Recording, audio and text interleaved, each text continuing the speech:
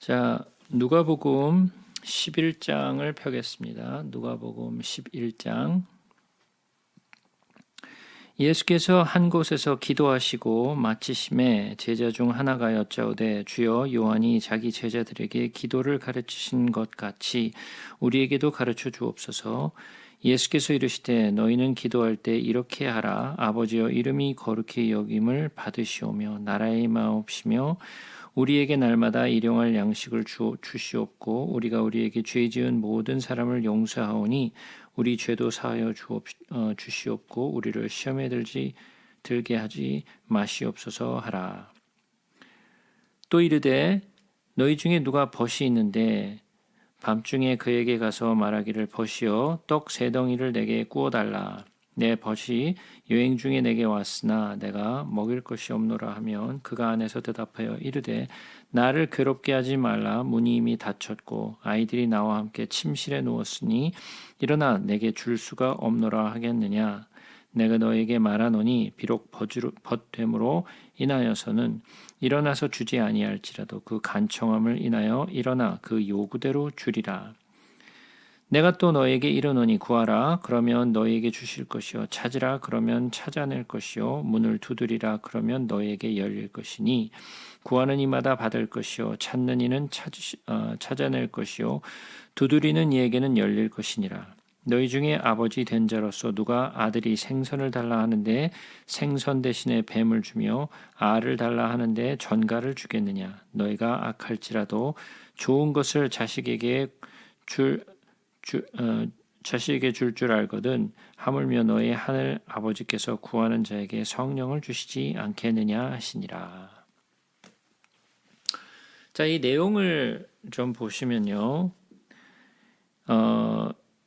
예수님이 한 곳에서 기도하고 마치신 다음에 제자 중 하나가 나와서 예수님께 여쭈었어요.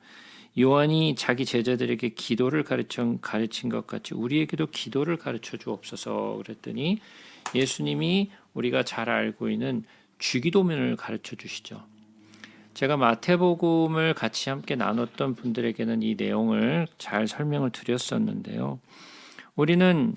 우리가 교회 생활을 하면서 이 내용들을 참 많이 들었어요. 그죠? 내용들을 많이 들었고 그리고 또 우리가 또 많은 교회에서 주기도문을 하고 있죠. 그런데 이 주기도문을 가만히 보시면 마가복음에 기록되어 있는 주기도문과 누가복음에 기록되어 있는 누가복음이 조금 다르다라고 제가 말씀을 드렸어요. 그래서 마태복음에 기록된 마태복음 6장에 기록된 내용을 보시게 되면 비슷한 부분이 있지만 또 같지 않은 부분도 있죠. 제가 마태복음을 설명드리면서 제가 어떤 내용을 말씀드렸냐면 주기도문이라는 것은 이것을 마치 우리가 예수님이 말씀해 주신 대로 줄줄줄줄 외우라고 주신 것이 아니라는 거예요. 즉 다시 말해서 이것을 이렇게 똑같이 반복해서 따라하라라는 말씀이 아니에요. 우리가 주기도문을 하면서 그것을 반복적으로 하다 보니까 이것이 이제는 주문처럼 되어버렸어요. 마치 연부를 외는 것처럼 우리도 그냥 예배 시간 가운데 하나의 절차로서 이것을 그냥 외는 것으로 맞춰질 때가 참 많아요. 그러나 이 주기도문은 그러한 의미에서 우리에게 주신 것이 아니에요. 이것을 따라하고 반복하라는 의미가 아니었고 이것을 통해서 예수님께서 우리에게 도대체 무엇을 말씀하시는 것을 우리에게 가르치시기에 어떻게 기도를 해야 될지 무엇을 위하여 기도해야 될지를 가르치신 내용이지 이것을 따라하라는 것이 아니에요. 그래서 우리가 이 주기도문을 할 때 그저 외우는 것으로 만족하지 마시고 왜 이러한 기도문을 우리에게 허락하셨고 왜 이것을 가르치셨는가에 대한 것을 우리가 조금 더 곰곰이 좀 생각하면서 넘어가야 되겠어요. 주기도문에 관한 것은 제가 마태복음을 할 때 자세하게 설명을 드렸으니까 그 마태복음에 기록된 내용을 참조하시면 제가 누가복음하고 같이 비교를 해서 설명을 드렸으니까 꼭 참조해서 들으시기 바랍니다. 여기서 또 비유를 하나 주시는데 누가 벗이 있는데 밤중에 그에게 가서 말하기를 벗이여 떡 세 덩이를 내게 구워달라라고 말씀하셔요. 그렇다면 이 지금 비유는 이 주기도문을 가르쳐 주신 내용 다음에 붙어 있는 내용이죠. 즉 다시 말해서 이 내용은 주기도문과 밀접한 관계가 있다라는 거예요. 기도와 관련이 있다라는 거죠. 예수님이 우리에게 가르쳐 주신 기도와 이 비유가 밀접한 관계가 있다라는 것을 보여주세요. 왜냐하면 이 말씀을 주기도문을 가르치시고 난 다음에 바로 말씀하신 것이 무엇이냐면 이 비유를 말씀하시는 거예요. 그러니까 이 비유가 도대체 어떠한 내용을 담고 있는가를 이해하시기 위해서는 그 앞뒤 전후 상황을 좀 살피시고 그 내용이 무엇인가를 조금 살펴본 다음에 이 내용을 좀 이해하셔야 돼요. 자, 그러면 벗이 있는데 그가 밤중에 왔어요. 그러니까 밤중에 왔는데 이 사람은, 이 벗은 이미 잠자리에 아이들과 함께 들었다고 얘기를 하고 있어요. 그러니까 이미 늦은 시간이죠. 이미 잠자리에 든 시간인데 이 벗이 이 친구를 찾아와서 떡 3덩이를 달라라고 얘기하는데 그 떡 3덩이는 자기가 먹기 위한 떡 3덩이가 아니었어요. 그죠? 자기를 위한 떡이 아니었고 자기를 찾아온 또 다른 어떤 벗들을 위해서 준비하기 위한 떡이었어요. 내가 먹기 위한 떡이 아니었고 내 친구를 위한 떡이었어요. 이게 굉장히 중요해요. 자기가 먹고 배부르기 위해서 떡을 구한 게 아니라는 거예요. 여기서 내가 이미 문을 닫았고 아이들도 나와 함께 침실에 누웠으니 내가 일어나서 줄 수 없노라. 평소에는 주지 않겠다라는 거죠. 내가 벗으로서는 내가 일어나서 주지 않겠지만 하지만 그 간청함으로 인하여 일어나 그 요구대로 주리라. 자, 그러면 친구임으로서는 주지 않을 텐데 하지만 네가 간청함으로써 일어나 구하니 내가 주겠다. 자, 그러면 이 말씀을 통해서 사람들이 배우는 레슨이 뭐냐면 그렇구나. 주실 때까지 그냥 우리가 물고 늘어지면 간청하면 내가 원하는 거 주시겠구나. 그러면 주실 때까지 기도하자. 네? 내가 원하는 것을 주실 때까지 우리가 붙들고 기도하면 그 간청함을 인하여 주시겠지. 자, 그런 뜻인지 정말 살펴보자고요. 자, 일단 벗됨으로 여기서는 지금 벗이 세 종류의 벗이 나오죠. 찾아온 사람도 벗이고 떡을 주는 사람도 벗이고 그리고 또 그 떡을 줄 사람도 벗이에요. 그러니까 다 친구죠. 그죠? 다 친구예요. 다 벗이에요. 벗이 여행 중에 찾아왔다 그랬어요. 근데 여기서 그 간청함으로라는 말은 무슨 뜻이냐면 부끄러움을 모르고 구한다라는 뜻이에요. 부끄러움을 모르고 구한다. 왜냐하면 지금 이 시간에 찾아온다라는 것은 예의에 벗어난 거죠. 이렇게 밤늦게 이미 벗이 잠자리에 들었는데 이 시간에 찾아와서 떡을 달라라는 것은 예의에 맞지 않는 일이에요. 그런데도 불구하고 그 염치를 불구하고 찾아와서 떡을 구했다라는 거예요. 염치함을 불구하고 부끄러움을 모르고 간청했다라는 거죠. 그러면서 하실 말씀이 뭐냐면 9절 말씀에 내가 또 너희에게 이르노니 구하라 그러면 너희에게 주실 것이요 찾으라 그러면 찾아낼 것이요 문을 두드리라 그러면 너희에게 열릴 것이니 그랬어요. 아주 유명한 말이죠. 그러니까 우리가 무엇을 해야 되냐면 구해야 되고 찾아야 되고 그 다음에 문을 두드려야 된다라는 거죠. 자, 그럼 여기서 우리가 왜 이러한 말씀을 하셨는가를 좀 생각해 보자고요. 왜 이 벗이 그 잠자리에 든 친구에게 떡 3덩이를 달라고 찾아왔을까요? 자기를 위한 것도 아닌데 자기가 배고픈 것도 아닌데 자기 친구를 위해서 여행 중에 찾아온 자기 친구를 위해서 염치를 불구하고 이 밤중에 그 친구를 찾아가서 떡 3덩이를 좀 빌려달라라고 얘기했다라는 거죠.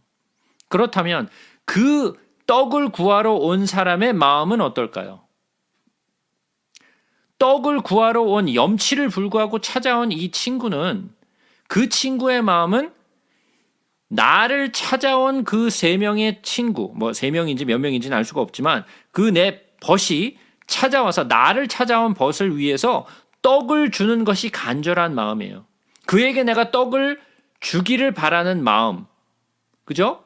그 마음이 있어서 염치를 불구하고 찾아온 거예요. 내 친구가 이미 잠자리에 아이들과 함께 잠자리에 들었는데도 불구하고 평소 같아서는 어쩌면 자기를 위해서는 찾아오지 않았을지언정 자기 친구를 위해서는 그 떡을 구하기 위해서 염치불구하고 찾아갔다라는 것은 그 친구를 위한 마음이 어떠한 것인지를 알 수 있겠죠. 이것은 내가 관심이 없는 사람에게는 그렇지 않겠죠. 그죠? 내가 정말 소중히 여기고 내가 귀히 여기는 사람이기 때문에 내가 염치를 불구하고 찾아간 거예요. 그렇다라는 말은 나의 이 떡을 빌리러 온 이 사람의 마음은 그 여행 중에 찾아온 그 친구를 향한 마음이 간절한 마음이 있었다라는 거예요. 그 간절한 마음 때문에 찾아온 거예요. 그래서 그 간청함으로 인하여 그 요구대로 들어주는데, 그러니까 너희는 구하라. 염치를 불구하고 구하라. 그리고 찾아라. 염치를 불구하고 찾아라. 그리고 또 문을 두드리라. 염치를 불구하고 문을 두드리라. 무엇을 위하여? 내가 원하는 것을 얻기 위하여? 나의 복을 얻기 위하여? 내가 돈 잘 벌기를 원해요? 그것을 위하여 구하라는 거예요? 그럼 자, 그 내용이 뭔지를 위해서 보자고요. 여행 중에 나를 찾아온 친구를 위하여 지금 찾아온 거죠. 그죠? 구하는 이마다 받을 것이요 찾는 이는 찾아낼 것이요 두드리는 이에게는 열릴 것이니라. 그러니까 이 찾는 자의 마음은 어때요? 간절한 마음으로 찾는 거죠. 간절한 마음. 문을 한번 두들겨보고 잠들었나 보네? 그러고 가는 게 아니라 자기에게 응답할 때까지, 그리고 내가 구한 그 떡을 줄 때까지 구하라는 거예요. 그죠? 그 간절함이 없이는 그 떡을 구할 수 없다라는 이야기예요. 그러니까 그 간절함이 있기 때문에, 그 간절함 때문에 이것을 받는 거예요. 그러면 그 간절한 것이 도대체 뭐냐라는 거예요. 뭐가 그렇게 간절한 거냐라는 것이 그 다음에 말씀에 붙어 있죠. 너희 중에 아버지 된 자로서 누가 아들이 생선을 달라 하는데 생선 대신에 뱀을 주며 알을 달라 하는데 전갈을 주겠느냐. 그러면 여기서 아버지는 누구와 비교된 거예요? 자, 아버지는 지금 떡을 주는 그 자와 같이 비교된 거죠. 그죠? 떡을 주는 사람과 비교된 거예요. 그죠? 그 아버지는 떡을 주는 사람에 비교됐어요.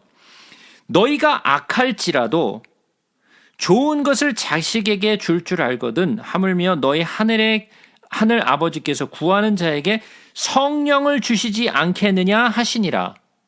자, 그러면 그가 구한 것이 뭐예요? 성령이죠. 그가 간절히 찾은 것은 성령이었어요. 그죠? 그것을 간절히 구했기 때문에 그것을 받은 거예요. 자, 제가 성령에 대해서 말씀을 드린 적이 있었어요. 자, 성령을 한번 해보죠. 성령은 있어도 되고 없어도 되고 받아도 되고 안 받아도 되고 하는 건가요? 성령은 어떻게 해야 되는 건가요? 있으면 받고 없으면 안 받고 해도 괜찮은 건가요? 아니면 꼭 받아야 되는 건가요? 성령은 있으면 받고 없으면 안 받고가 아니라 꼭 받아야 되는 것이 성령이에요. 성령은 있어도 되고 없어도 되고가 아니라 꼭 받아야 돼요. 왜 꼭 받아야 할까요? 성령으로 인하여 예수님을 알게 되고 예수님을 인하여 하나님을 알게 되고. 그렇죠? 성령을 통해서만을 예수를 알 수 있게 되죠. 그죠? 그런데 성령을 통해서 우리가 또 얻게 되는 것이 뭐죠? 성령을 통해서 우리가 얻게 되는 것이 뭐예요? 우리가 에베소서 1장을 잠깐 가서 보겠습니다. 에베소서 1장. 에베소서 1장 13절부터 읽어보겠습니다. 그 안에서 너희도 진리의 말씀 곧 너희의 구원의 복음을 듣고 그 안에서 또한 믿어 약속한 성령으로 인치심을 받았으니 이는 우리 기업의 보증이 되사 그 얻으신 것을 속량하시고 그의 영광을 찬송하게 하려 하심이라. 자, 진리의 말씀 곧 구원의 복음을 듣고 그 안에서 믿어 약속의 성령으로 인치심을 받았으니 우리 기업의 보증이 되었다라고 얘기를 하고 있어요. 자, 우리 기업의 보증이 됐다는 말은 내가 기업받을 것이 보증되었다라는 거죠. 보증이 되었다라는 것은 믿을만 하다라는 거예요. 그거는 내가 약속한 것을 준다라는 거예요. 약속이 되어 있다라는 거죠. 보증이 되었다라는 말은. 그죠? 그러면 성령이 없으면 보증을 받을 수 없다라는 말이에요.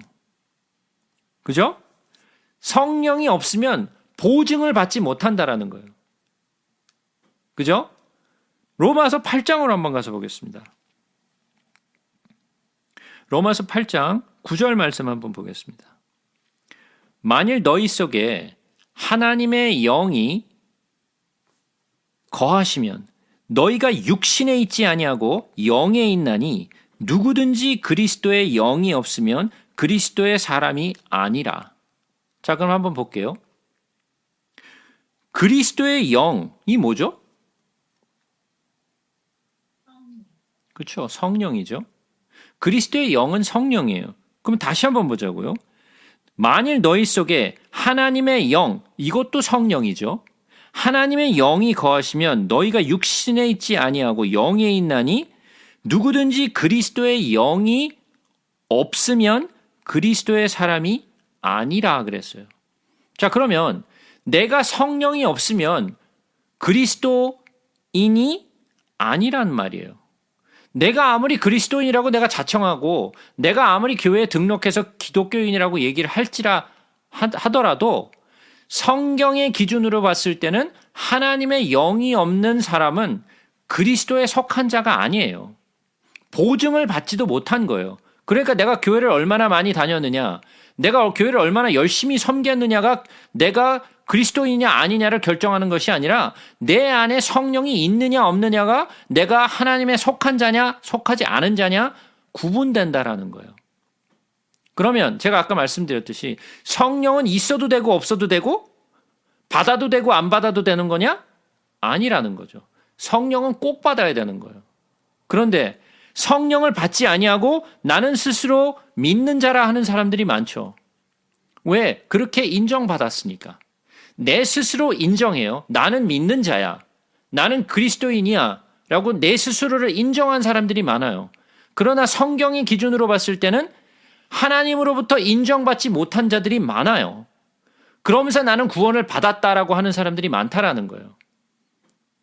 그래서 성령을 구하되 성령은 간절히 구해야 되는 거예요. 성령은 있으면 주고 없으면 말고 이런 게 아니라 간절히 찾아야 되는 거예요. 간절히 구해야 되는 거예요. 염치를 불구하고 내가 받을 만한 자격이 없다 할지라도 내가 예수 그리스도로 말미암아 나의 허물이 덮여지고 나의 죄가 씻겨짐으로 말미암아 나는 원래 받지 못할 그런 존재이지만 그래도 나는 성령을 받기 위해서 정말 간절히 염치를 불구하고 주께 구하면 그것을 너희에게 주지 않겠느냐라는 말씀이 이 말씀이에요. 그러니까 아까 제가 말씀드렸던 구하라 그러면 너에게 주실 것이요 찾으라 그러면 너희가 찾을 것이요 문을 두드리라 그러면 너에게 열릴 것이라 말씀하셨는데 이것이 내가 원하는 욕심을 따라서 구하는 것을 얘기하는 것이 아니라는 거죠. 그죠? 나의 영광, 나의 재물, 나의 성공, 나의 건강을 위해서 간절히 구하면 주겠다라는 말이 아니에요. 이 기도의 말씀은 바로 성령을 간절히 구하라는 말씀과 연결되어 있는 말씀인데 많은 사람들이 이 말씀의 앞뒤 정황은 전혀 살피지 않고 요 구절만 쏙 빼가지고 구절만 빼가지고 달달달달 외워가지고 그것만 이해하고 있기 때문에 다른 말씀에 대해서는 관심이 없어요. 내가 구하면 내가 간절히 찾으면 주시겠지. 예, 천만의 말씀이요. 그러한 말씀이 아니에요. 이 말씀은. 자, 그래서 우리가 간절한 마음으로 구하라. 그리고 나를 위해서도 또한 내 벗을 위해서도. 요한복음 15장 14절의 말씀에는 이런 말씀이 있어요. 예수님이 우리를 보고 무엇라고 말씀하시냐면 너희는 나의 친구라라고 말씀을 하세요. 예수님이 우리를 보러 친구라라고 말씀을 하셨어요. 자, 그러면 주께서 나를 위하여 기도하시는 부분이 요한복음 17장에 가서 보면 나와 있어요. 예수님께서 기도를 하세요. 십자가에 못 박히시기 전에. 우리를 위하여 성령 받기를 간구하시는 말씀이 나와요. 그러면 주께서 우리가 성령 받기를 위해서 기도해 주셨어요. 우리도 스스로가 성령 받기를 간절히 구해야 돼요.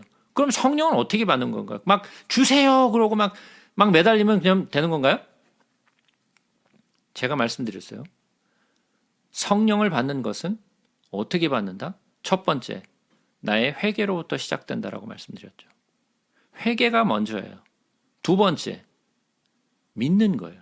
내가 마음으로 믿어 입으로 시인하면, 그죠?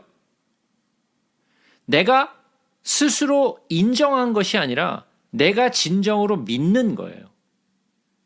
여기서부터 많은 오해가 생겨요. 그럼 믿는다는 게 뭐냐? 뭐가 믿는 거냐? 그럼 내가 스스로 인정한 믿음이 믿음이냐? 아니면 주께서 나의 믿음을 인정해 주셔야 되는 거냐? 제자들에게 수도 없이 말씀하시는데 우리가 마태복음에도 마가복음에도 누가복음에도 제자들을 보시면서 항상 하시는 말씀이 있는데 그게 뭐냐면 믿음이 없는 자들이라 그러고 꾸짖으세요. 그죠? 아니 그럼 제자들이 믿음이 없었나요? 12제자가 믿음이 하나도 없었어요 그러면? 그들에게는 믿음이 전혀 없었는가요? 그건 아니잖아요. 예수를 믿었으니까 따랐죠. 그죠? 그러나 예수님이 그들을 보고 하신 말씀이 믿음이 없는 자들아라고 꾸짖으세요. 우리는 어떨까요? 우리는 믿음이 아주 큰가요? 우리는 정말 예수를 믿는 믿음이 정말 막 호수에서 막 물이 막 뿜어져 나오듯이 막 그렇게 나오나요? 그건 아니죠. 우리가 구분해야 될 것은 나의 확신이냐 아니면 믿음이냐. 나의 확신은 믿음이 아니에요. 주를 믿는 예수를 믿는 믿음이 필요하죠. 그 믿음은 내가 처음에 시작하는 것이 뭐예요? 회개로부터 시작하죠. 그래서 베드로가 사도행전에서 가서 보시면 뭐라고 말씀을 하죠? 우리 사도행전에서 한번 잠깐 가서 볼까요?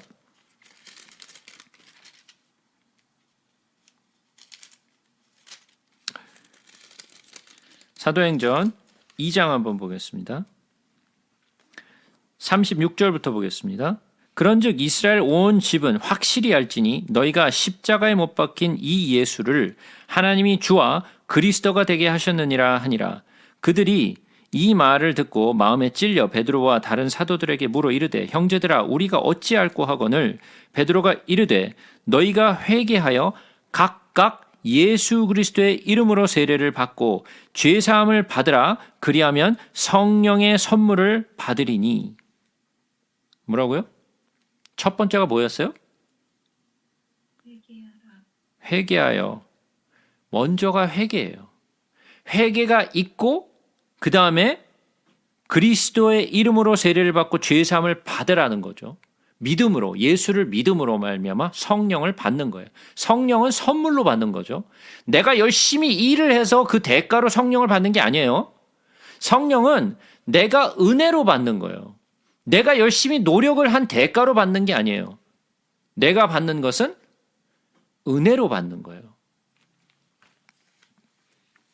자, 우리가 예레미야서 29장을 잠깐 가서 보겠습니다. 예레미야서 29장. 예레미야서 29장에는 이러한 말씀을 예레미야를 통해서 하시죠. 29장 12절부터 읽어보겠습니다. 너희가 내게 부르짖으며 내게 와서 기도하면 내가 너희들의 기도를 들을 것이요 너희가 온 마음으로 나를 구하면 나를 찾을 것이요 나를 만나리라. 어떻게 구하라고요? 온 마음으로. 온 마음으로 구하라는 거예요. 그냥 울부짖으라는 게 아니라 온 마음으로 구하라는 거예요. 정말 내 안에 그 간절한 마음이 있는가? 그 간절한 마음이 없다면 있으면 받고 없으면 안 받고 하는 마음은 간절한 마음이 아니죠. 그죠? 간절하다는 것은 내가 정말 필요하기 때문에 지금 나를 찾아온 그 벗을 위하여 간절히 찾는 거예요.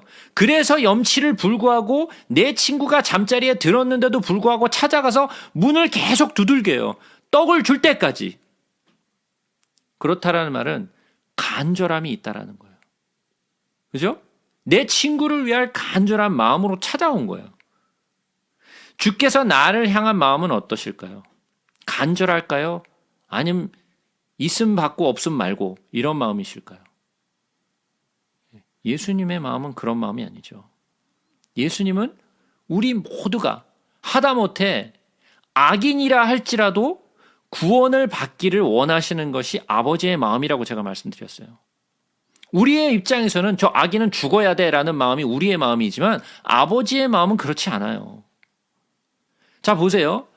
아무리 자식이 누군가를 죽였다 할지라도요.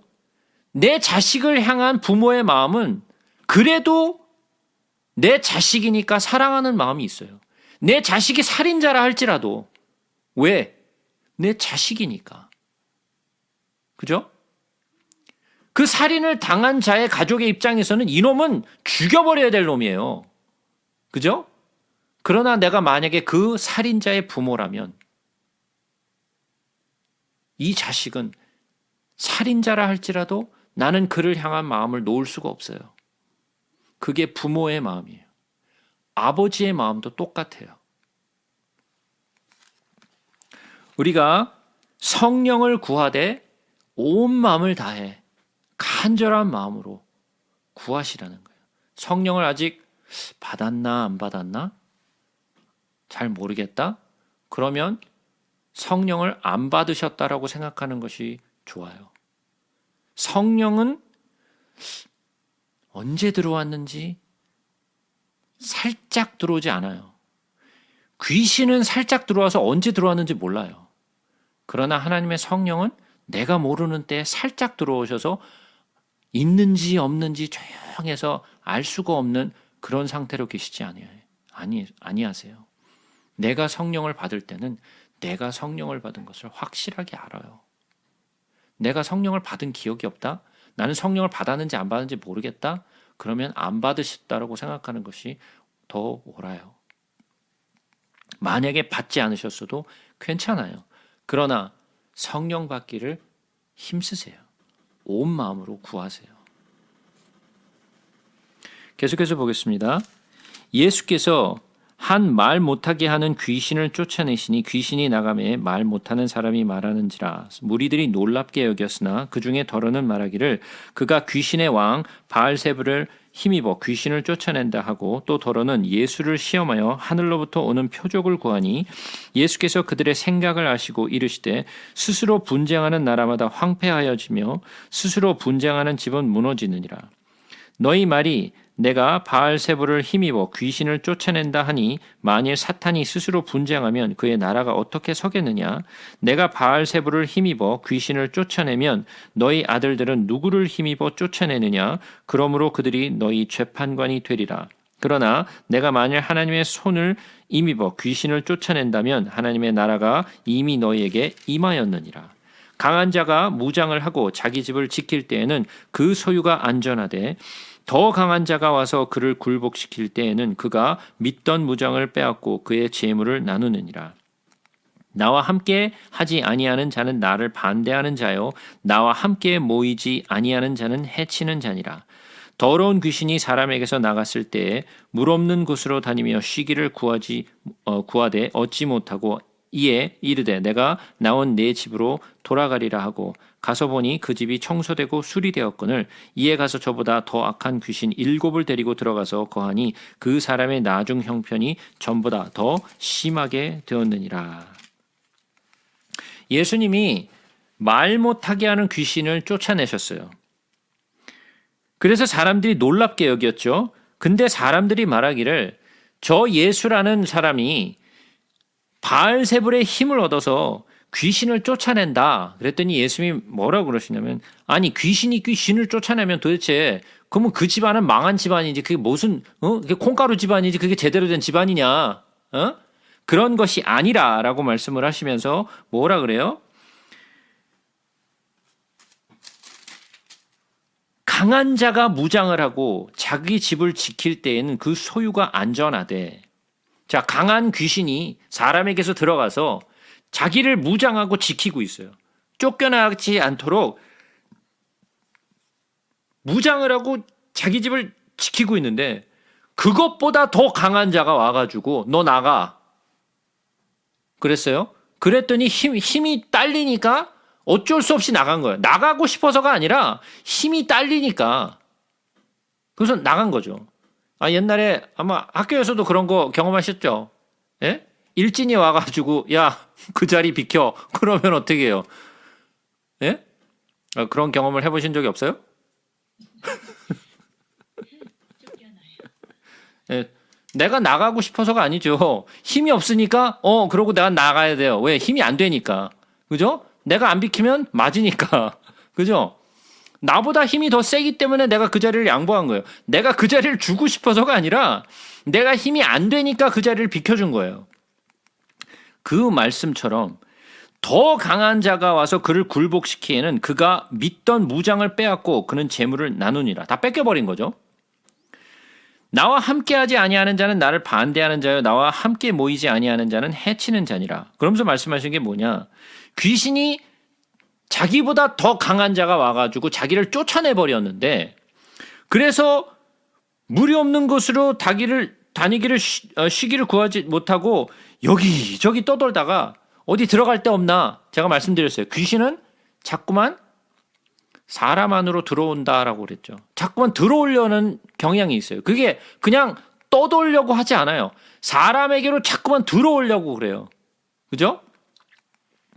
그래서 자기가 이미 지금 자기가 있던 집에서 쫓겨나가지고 여기저기 떠도는데 자기는 떠도는 게 싫어서 어딘가에 들어가고 싶은데 여기저기 떠돌다가 갈 데가 없어.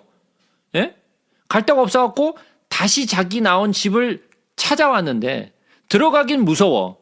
왜냐? 더 강한 자가 와서 자기를 쫓아냈으니까 자기는 두려운 거예요. 거기 들어가기가. 그래서 어떻게 해요? 자기보다 더 강한 7을 무장하고 들어가는 거예요. 자기가 혼자 있었을 때는 힘이 딸리니까 못 들어가는데 자기보다 더 강하고 자기보다 더 악한 귀신 7을 데리고 왔어. 그러니까 무리를 데리고 온 거죠. 그죠? 일진이 하나 있는데 자기가 누군가한테 얻어 터졌어. 그러니까 그 다음날 또 찾아왔어요. 혼자 찾아와요? 아니죠. 무대기로 찾아오죠. 예? 무대기로 찾아와요. 왜? 자기 힘이 딸리니까. 그죠? 똑같은 거예요. 자기가 들어가기 무서워. 또 혼자 들어갔다가는 쫓겨날 거 뻔하니까 자기보다 더 악한 귀신을 7을 데리고 들어갔어. 더 그 사람의 지경이 나빠졌다 그랬어요. 자, 그러면 이런 생각이 드는 거예요. 어이씨, 그러면 지금 있는 귀신도 쫓아내면 안 되겠네. 괜히 있는 것 쫓아냈다가, 7이나 더 악한 것이 들어와갖고, 들어오면 곤란하지. 가만히, 그냥 거기 가만히 있어, 그냥. 가만히 있어. 예? 그러란 이야기인가요? 그런 이야기가 아니죠. 자, 그러면 더 강한 자가 와서 그를 쫓아냈어요. 귀신을 몰아냈어요. 그러면 비었잖아요. 거기 공간이 생겼단 말이에요. 비었어요. 그 공간이. 그러면 그 공간을 무엇으로 채워야 돼요. 그죠? 무언가로 채워야 되는데 채우지 않고 빈 공간으로 놔뒀다가는 그 악한 것이 나갔던 것이 7귀신을 더 악한 귀신을 데리고 들어올 수 있다라는 거죠. 그럼 내가 청소되었을 때 가만히 그냥 그 빈 곳을 놔두면 안 된다는 이야기죠. 그럼 무엇으로 채워야 될까요? 그렇죠. 내가 말씀과 성령으로 채우지 않으면 그 빈자리는 더 악한 것이 들어와서 내 상황이 훨씬 더 악해질 수 있다라는 거예요. 그러니까 내가 채워야 할 것은 귀신이 아니죠. 나는 귀신으로 체험받기 원치 않아요. 어느 누구도 여러분 가운데 나는 좀 귀신으로 체험받기 원해 이러는 분 계신가요? 예? 있으세요? 예. 없잖아요. 귀신으로 체험받기 원하는 사람은 없어요. 그럼 우리가 귀신을 쫓아냈더라면 우리는 그 빈 공간을 말씀과 성령으로 채워야 돼요. 그러면 내가 그냥 가만히 있으면 그냥 알아서 성령으로 막 채워지나요? 그건 아니죠. 성령이 채워지는 것은 그냥 가만히 있으면 되는 게 아니에요. 매일같이 구해야 되죠. 매일같이 구해야 돼요. 성령 충만하기를 구해야 돼요. 성령 충만은 가만히 있으면 성령 충만이 되지 않아요. 있는 것마저도 나는 성령을 구하지 아니하면 점점 힘이 약해져서 빈 공간이 돼버려요. 우리는 성령을 늘 충만하기를 구해야 돼요. 자, 이 말씀을 하실 때 무리 중에 한 여자가 음성을 높여 이르되 당신을 뵌 태와 당신을 먹인 젖이 복이 있나이다 하니 예수께서 이르시되 오히려 하나님의 말씀을 듣고 지키는 자가 복이 있느니라 하시니라. 한 방 먹었죠, 이 여자. 예? 한 방 먹었어요. 이 여자가 뭐라 그랬어요? 당신을 당신을 뵌 태와 당신을 먹인 젖이 복이 있나이다. 마리아를 두고 하는 이야기죠.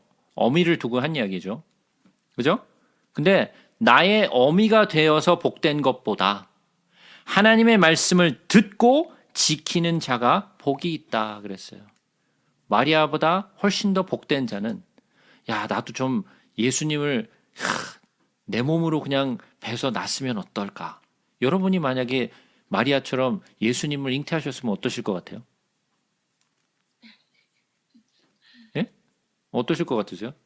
예수님이 여러분의 몸을 빌어서 나셨어.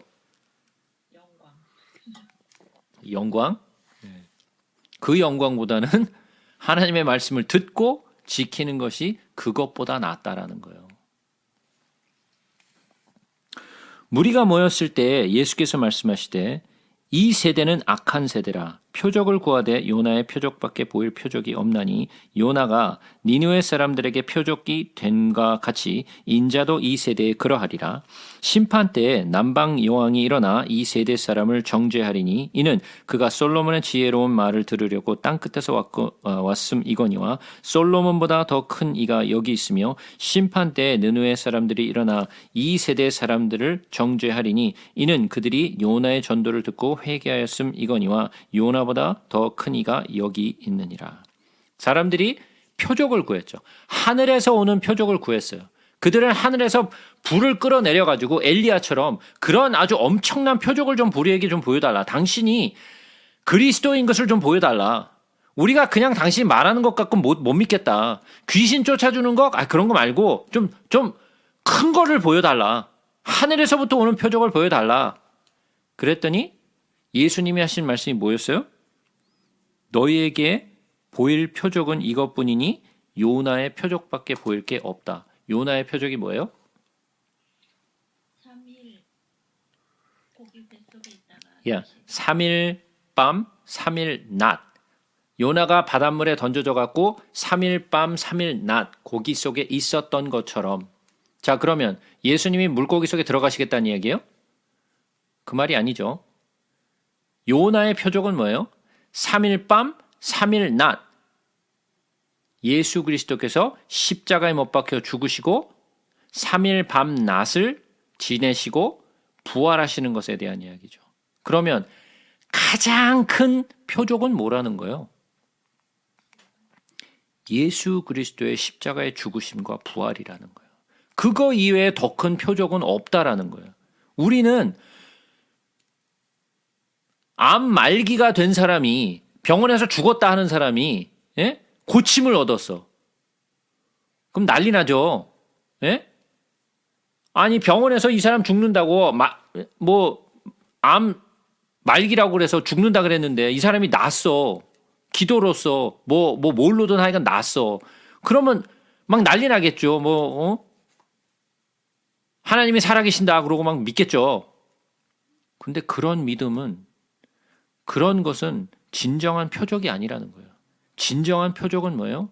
예수 그리스도의 십자가의 죽으심과 부활이에요. 우리 기독교에서 가장 큰 표적은 예수 그리스도의 십자가와 부활, 이거 이외에는 더 이상 크나큰 표적이 없어요. 암에서 낫다가 표적이 아니에요. 여러분들 구약에서 엄청난 표적들이 나왔어요. 모세가 행한 표적들을 한번 보세요. 홍해가 갈라졌어요. 그죠? 바위를 쳤더니 막 거기서 막 물이 나와. 구름 기둥, 불 기둥이 막 돌아가면서 사람들을 인도해요. 이런 엄청난 사건들이 구약에서 있었어요. 그것뿐인가요? 하나님이 여호수아 시대 때 아니 태양을 멈추세요. 예? 태양이 멈췄어 그냥. 이게 홍해하고 비교할 이야기예요? 그것뿐인가요? 아니 지구의 자전을 막 돌려버려 그냥. 아니 우주가 막 거꾸로 돌아가. 이러한 일들을 행하시는데, 아니 이런 일이 엄청난 일이지. 아니에요? 성경 속에서 나타나는 표적은 그딴 게 표적이 아니라는 거예요. 그런 건 아무것도 아니라는 거예요. 무엇이 가장 큰 표적이냐? 예수 그리스도의 십자가와 그의 부활하심이 우리 기독교에 있어서는 가장 큰 표적이요. 그것 이상은 없어요. 예수 그리스도가 죽으시고 부활하셨다. 끝! 그거 이상 이야기할 것이 없어요, 정말. 가장 큰 표적. 악한 세대는 무엇을 구해요? 하늘에서 불을 끌어내리고 홍해가 갈라지고 이런 것을 구하지만 예수님은 내가 십자가에서 죽고 부활하는 것 이외에는 더 이상 큰 표적은 없다라는 걸 말씀하시는 거예요. 누구든지 등불을 켜서 움속에나 말 아래에 두지 아니하고 등경 위에 두나니 이는 들어가는 자로 그 빛을 보게 하려 함이라. 내 몸의 등불은 눈이라. 내 눈이 성하면 온몸이 밝을 것이요 만일 나쁘면 내 눈도 어두우리라. 그러므로 내 속에 있는 빛이 어둡지 아니한가 보라. 내 온몸이 밝아 조금도 어두운 데가 없으면 등불이 빛을 너의 비출 때와 같이 온전히 밝히리라 하시니라. 자, 여러분들은 빛인가요?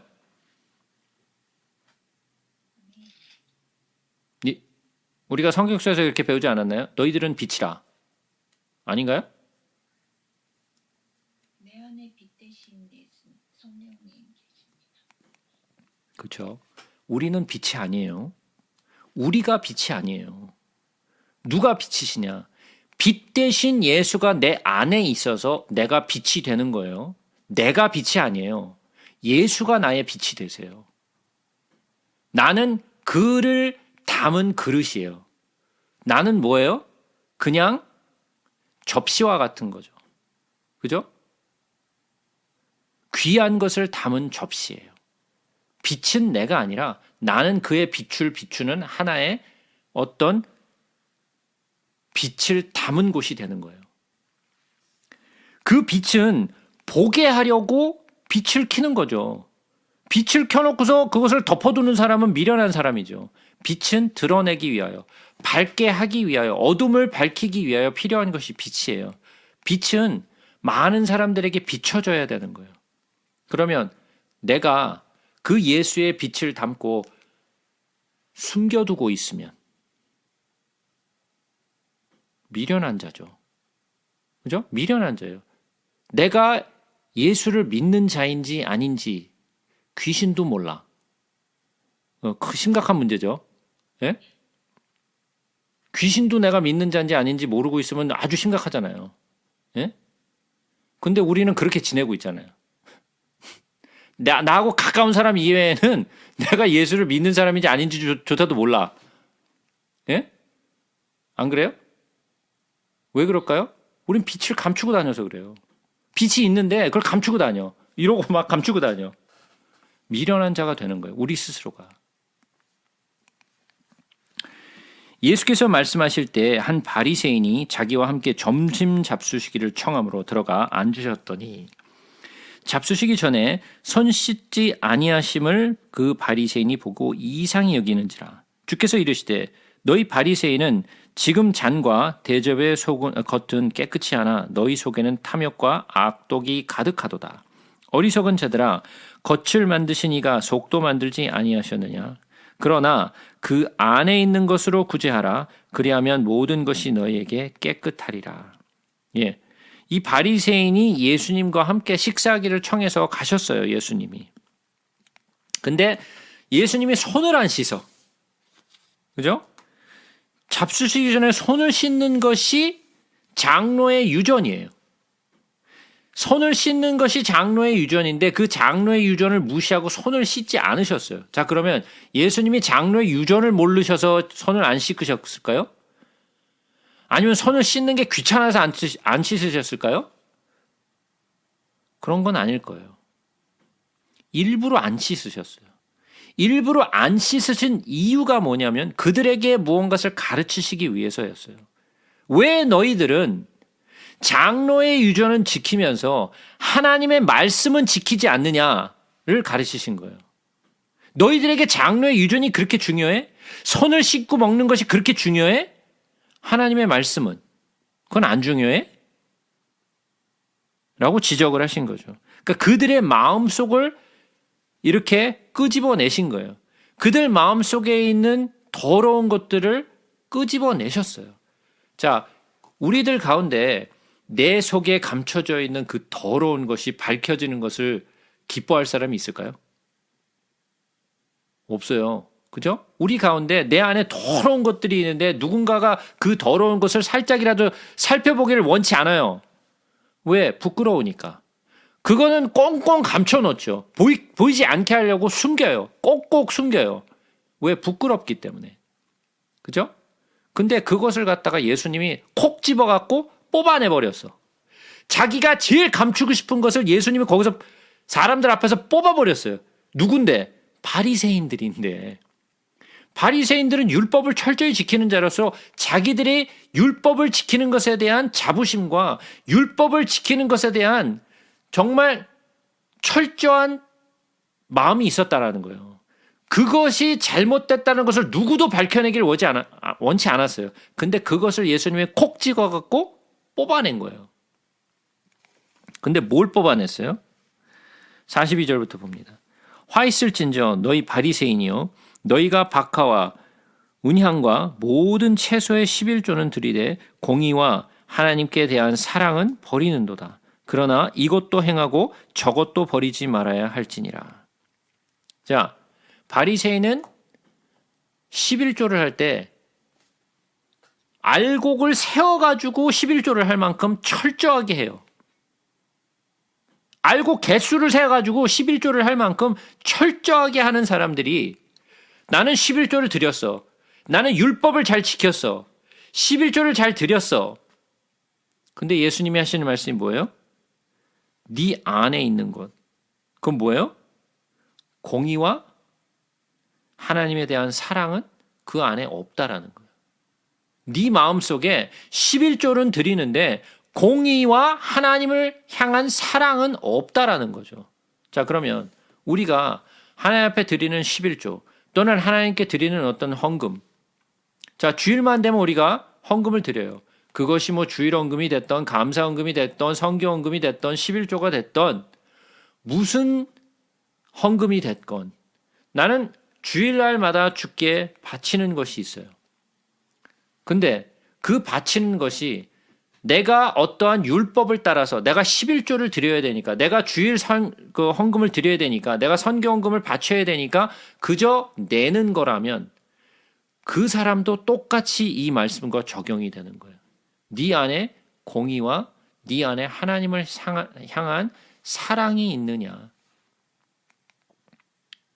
하나님께 대한 사랑이 있나요? 만약에 그 안에 하나님에 대한 사랑이 없다면 아무것도 아니에요. 아무것도 아니에요. 자, 우리가 요한복음을 잠깐 가서 보겠습니다. 요한복음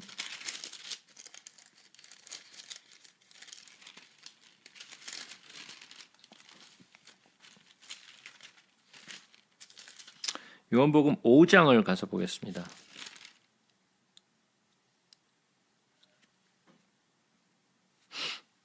요한복음 5장 39절부터 한번 보겠습니다.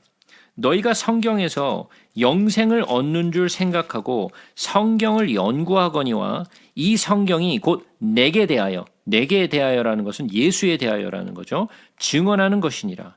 그러나 너희가 영생을 얻기 위하여 내게 오기를 원하지 아니하는도다. 나는 사람에게서 영광을 취하지 아니하노라. 다만 하나님을 사랑하는 것이 너희 속에 없음을 알았노라. 뭐가 없다고요? 하나님을 사랑하는 마음이 없다라는 거예요. 누구 안에? 바리새인을 안에. 율법은 철저히 지키는데 하나님을 사랑하는 마음이 없다라는 거예요. 자, 그러면 우리의 행위도 마찬가지예요. 우리가 많은 것들을 하는데 그 안에 하나님을 향한 사랑이 없다면 아무것도 아니에요. 이 성경을 배우는 것도 마찬가지예요. 만약에 이 성경을 배우는 것이 주를 향한 사랑이 없다면 이것도 헛된 거예요. 이거 많이 알면 뭐해? 헌금을 많이 드리면 뭐하고, 봉사를 열심히 하면 뭐하고, 가르치면 뭐하고, 뭐하러 하는 거예요, 그거? 주를 향한 사랑이 없다면 우리의 행위의 모든 것은 정말 꽹가리 같은 거예요. 아무것도 아니라는 거예요. 그래서 고린도전서 13장이 뭐예요? 사랑장이잖아요. 사랑이 없으면 아무것도 아니라는 거예요. 우리가 무엇을 한다 할지라도 그건 아무것도 아니라는 거예요. 주를 향한 사랑이 없는데 나머지는 다 껍데기라는 거예요. 아무것도 아니에요. 자, 우리가 그럼 주를 향하여 가져야 될 가장 소중한 것이 뭘까요? 첫 번째가 주를 향한 사랑이에요. 주를 향한 사랑. 그 주를 향한 사랑이 없다면 11조뿐만이 아니라 나의 모든 것이 다 헛돼요. 주를 향하여 하는 모든 행위가 다 헛돼요. 그래서 제가 늘 말씀드린 것이 성경을 전체를 총합해가지고 한 단어로 함축하라면 그것이 뭘까요? 라고 얘기했을 때 그것이 바로 사랑이라고 제가 말씀드렸어요. 성경 전체 이 66권을 통합해가지고 한 단어로 요약하라면 뭔 말이냐? 사랑이에요. 주께서 나를 향한 사랑, 내가 주를 향한 사랑, 사랑이에요. 그 사랑 빼면 아무것도 아니에요. 사랑 빼면 이건 아무런 가치가 없어요. 그러니까 사랑이 그만큼 중요하다라는 거예요.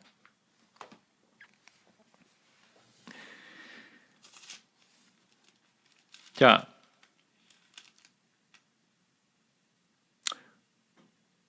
우리가 젊었을 때, 어린 시절에 정말 뭔가 모르고 있을 때 사랑을 위해서는 내 모든 것을 희생할 수 있었어요. 내가 사랑을 위해서라면 정말 내 목숨도 바칠 수 있을 것 같은 그런 마음이 들었어요. 그죠? 사랑이 내 인생 속에서 그렇게 소중했었어요. 나이가 점점 들어가니까 그 사랑이 중요한가요? 아니면 돈이 더 중요한가요? 뭐가 더 중요하게 됐어요? 사랑은 무슨 나발 사랑. 사랑은 별로 중요한 게 아니에요, 이제는. 그죠? 별로 중요한 게 아니야. 있어도 되고 없어도 돼, 그거는. 더 중요한 거? 잘 먹고 잘 사는 거. 그죠? 그게 더 소중해졌어. 그죠? 나이가 들어가면서 이제는 사랑 따위 별로 중요하지 않게 돼버렸어요. 왜 그렇게 됐을까요?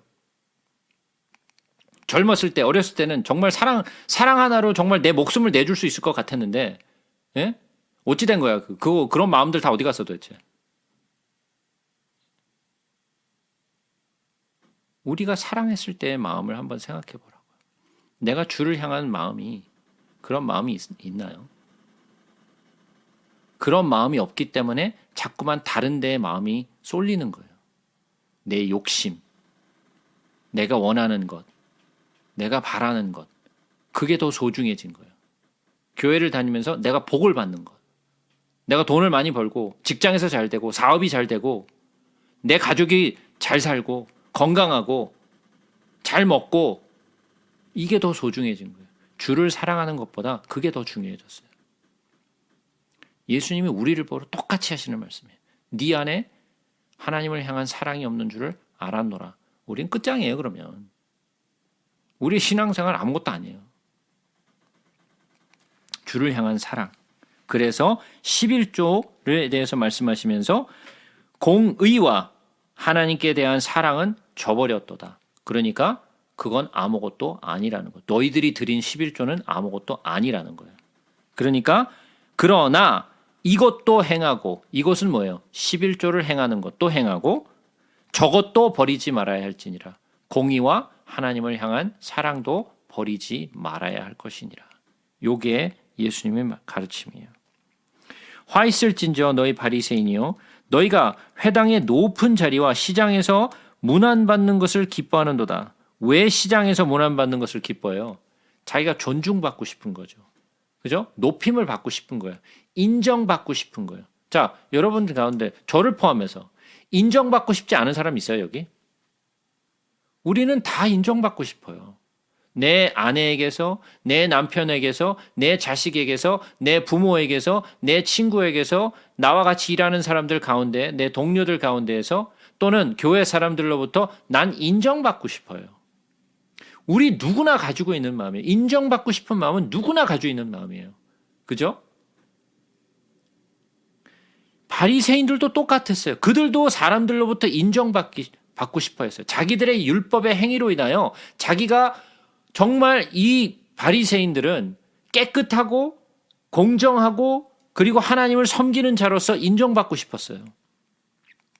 자, 그러면 한번 보자고요. 그 인정받고 싶은 게 누구로부터 인정을 받고 싶은 건가요? 사람들로부터 인정받고 싶은 거예요. 하나님으로부터 인정받고 싶은 마음이 아니라 사람들로부터 인정받고 싶은 마음. 그럼 다 받았다라는 거예요. 네가 원하는 거 다 받았다라는 거예요. 너는 더 이상 하늘에서 받을 게 없다라는 거예요. 자, 그러면 우리는 어떨까요? 하나님께 인정받고 싶은가요? 아니면 사람에게서 인정받고 싶은가요? 내가 사람에게서 인정받고 싶다면 뭔가 잘못된 거예요. 나는 누구로부터 인정을 받아야 되냐면 하나님으로부터 인정받고 싶어야 돼요. 나의 믿음도, 나의 모든 행위도, 나의 기도도, 모든 것이 주께로부터 인정받고 싶어야지 사람들로부터 인정받고 싶은 것이 되면 안 돼요. 화 있을진저 너희여, 너희는 평토장한 무덤 같아서 그 위를 밟는 사람이 알지 못하느니라. 그러니까 있는지 없는지조차도 모른다라는 거죠. 무덤인데, 그죠? 한 율법 교사가 예수께 대답하여 이르되 선생님 이렇게 말씀하시니 우리가 모욕하심이니이다. 율법 교사가 화가 났어요. 아니 왜 우리를 이렇게 대놓고 모욕하느냐? 왜? 율법 교사들과 바리새인들은 이스라엘 백성들로부터 인정받고 또 칭찬받는 무리들이었어요. 그들의 율법의 행위를 보면서 와 대단하다. 어떻게 저렇게 하지? 어떻게 저렇게 율법을 철저하게 지키지? 인정받는 사람들이었는데 예수님이 면전에 대놓고 이런 말씀을 하시니까 완전히 그냥 떡됐죠. 그야말로. 왜 우리에게 이렇게 이렇게 행하느냐? 왜 우리를 이렇게 모욕하느냐? 당연히 모욕받았죠. 그랬더니 예수님이 이번에는 율법 교사에 대해서 말씀을 하세요. 45절부터 보세요. 46절.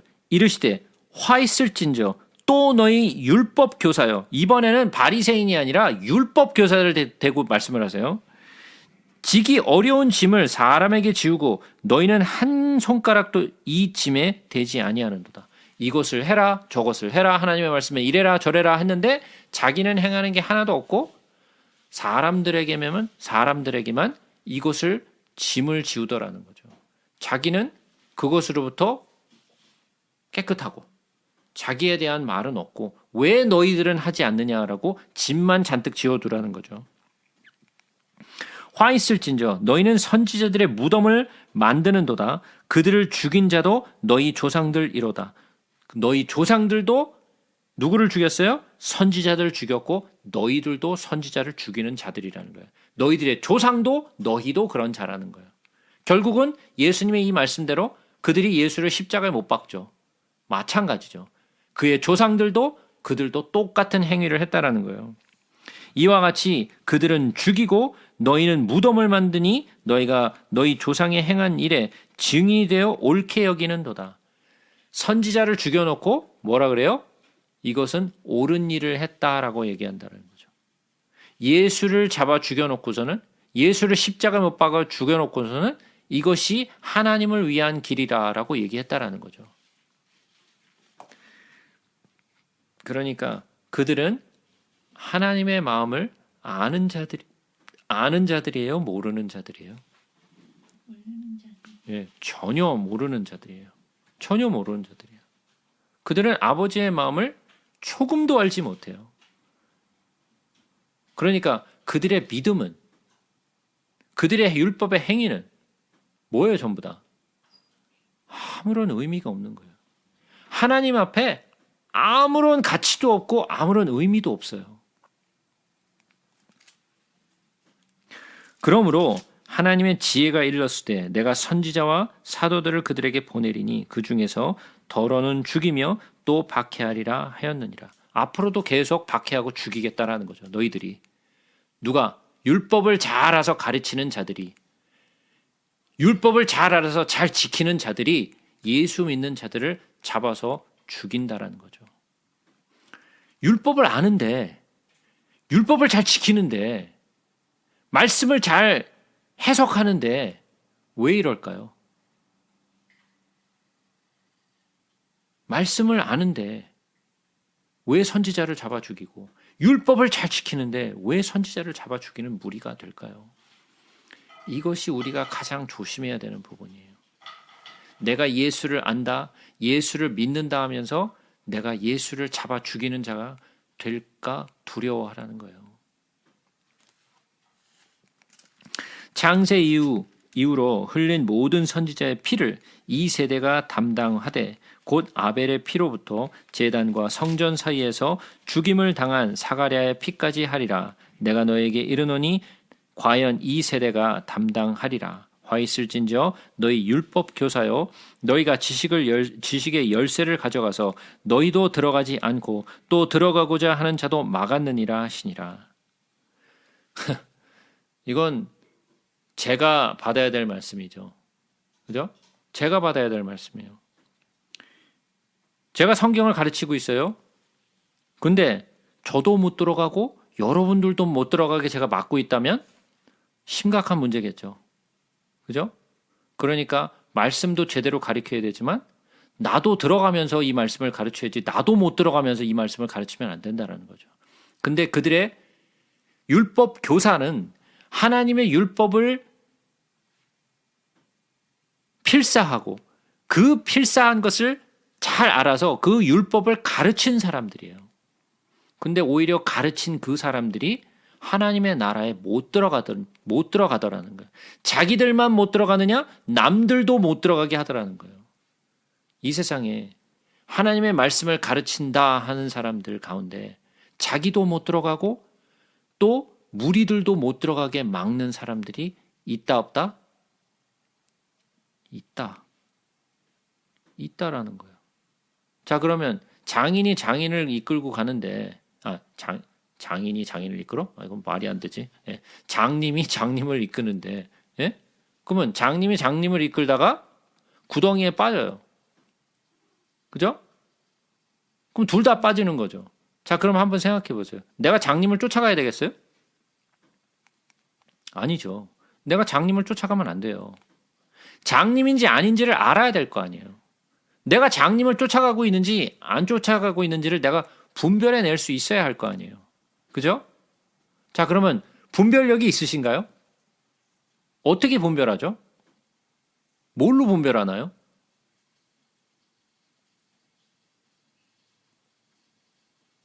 뭘로 분별하실 거예요?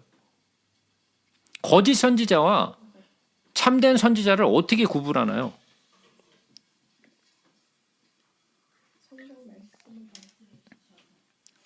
성경 말씀으로. 그럼 여러분들 성경 말씀 모르세요?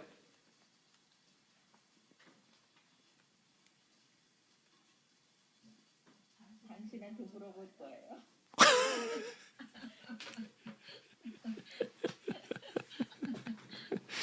예. 성령님이 알려주시죠.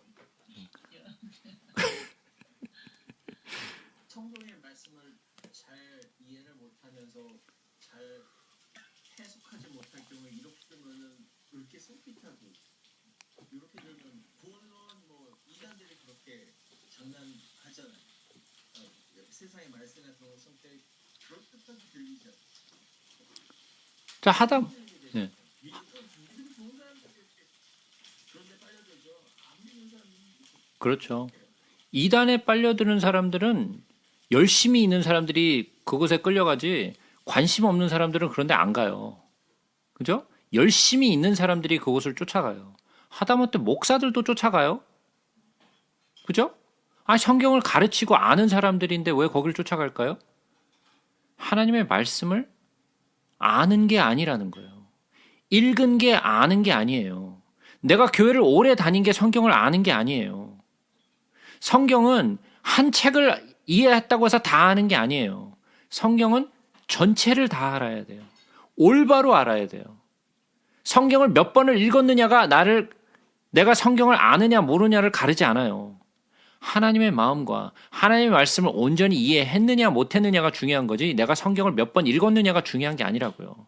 몇 독을 했느냐? 내가 성경을 썼느냐 안 썼느냐가 중요하지 않아요.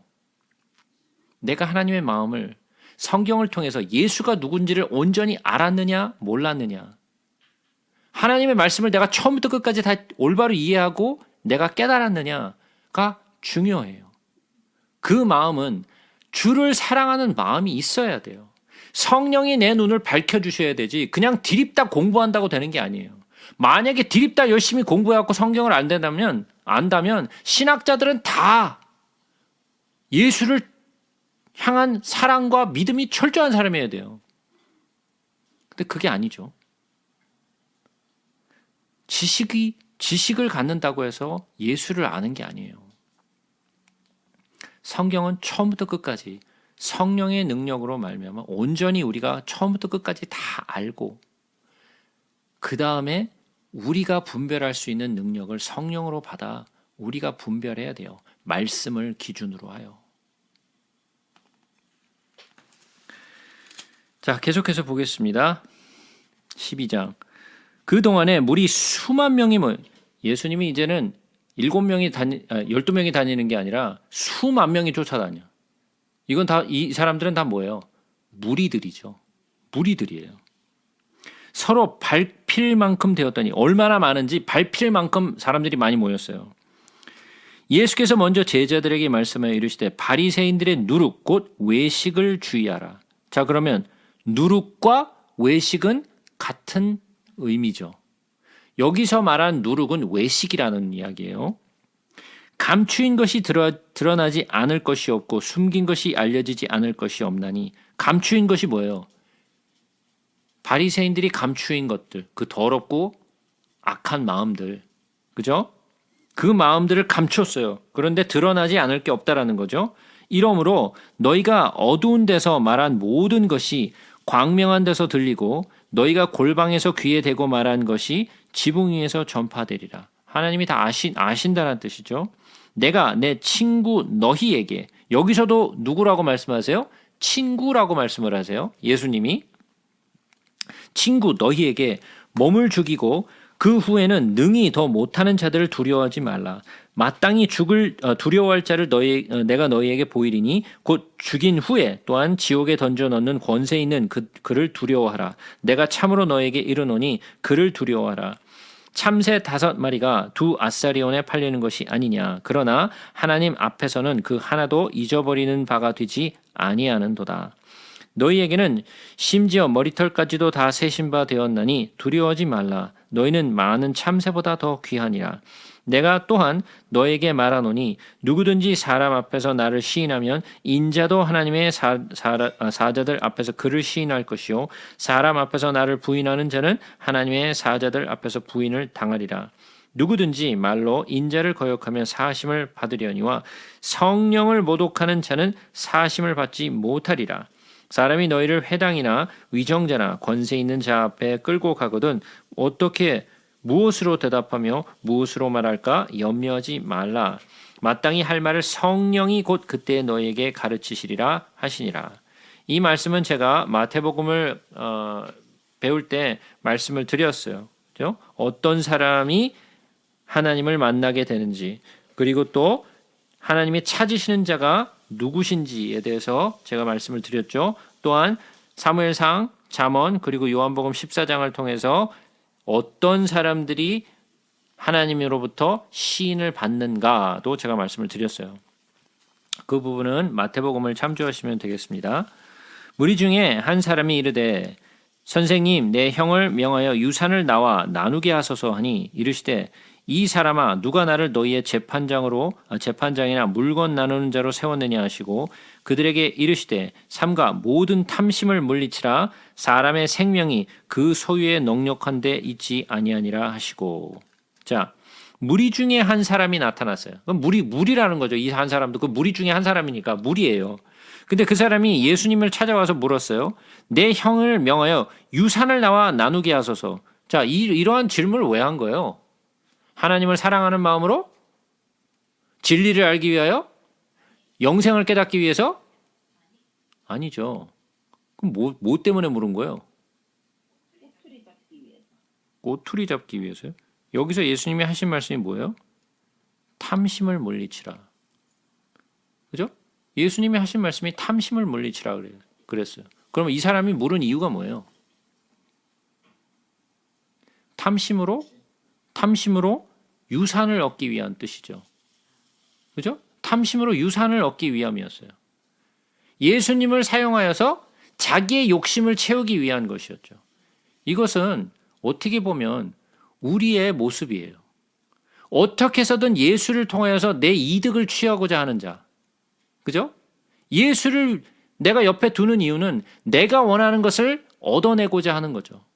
내가 직장이 필요할 때, 내가 돈이 필요할 때, 내가 사업이 잘 돼야 될 때, 내가 예수를 통해서 기도를 열심히 해서 또는 내가 병이 들어서 내가 병원에서 고침을 받지 못할 때 내가 예수를 통해서 낫고 예수를 통해서 직장을 얻고 예수를 통해서 학교에 들어가고 예수를 통해서 내 사업이 잘 되고 예수를 통해서 건강이 낫고 이러한 모든 바라는 것들은 뭐로부터 된다라는 거예요?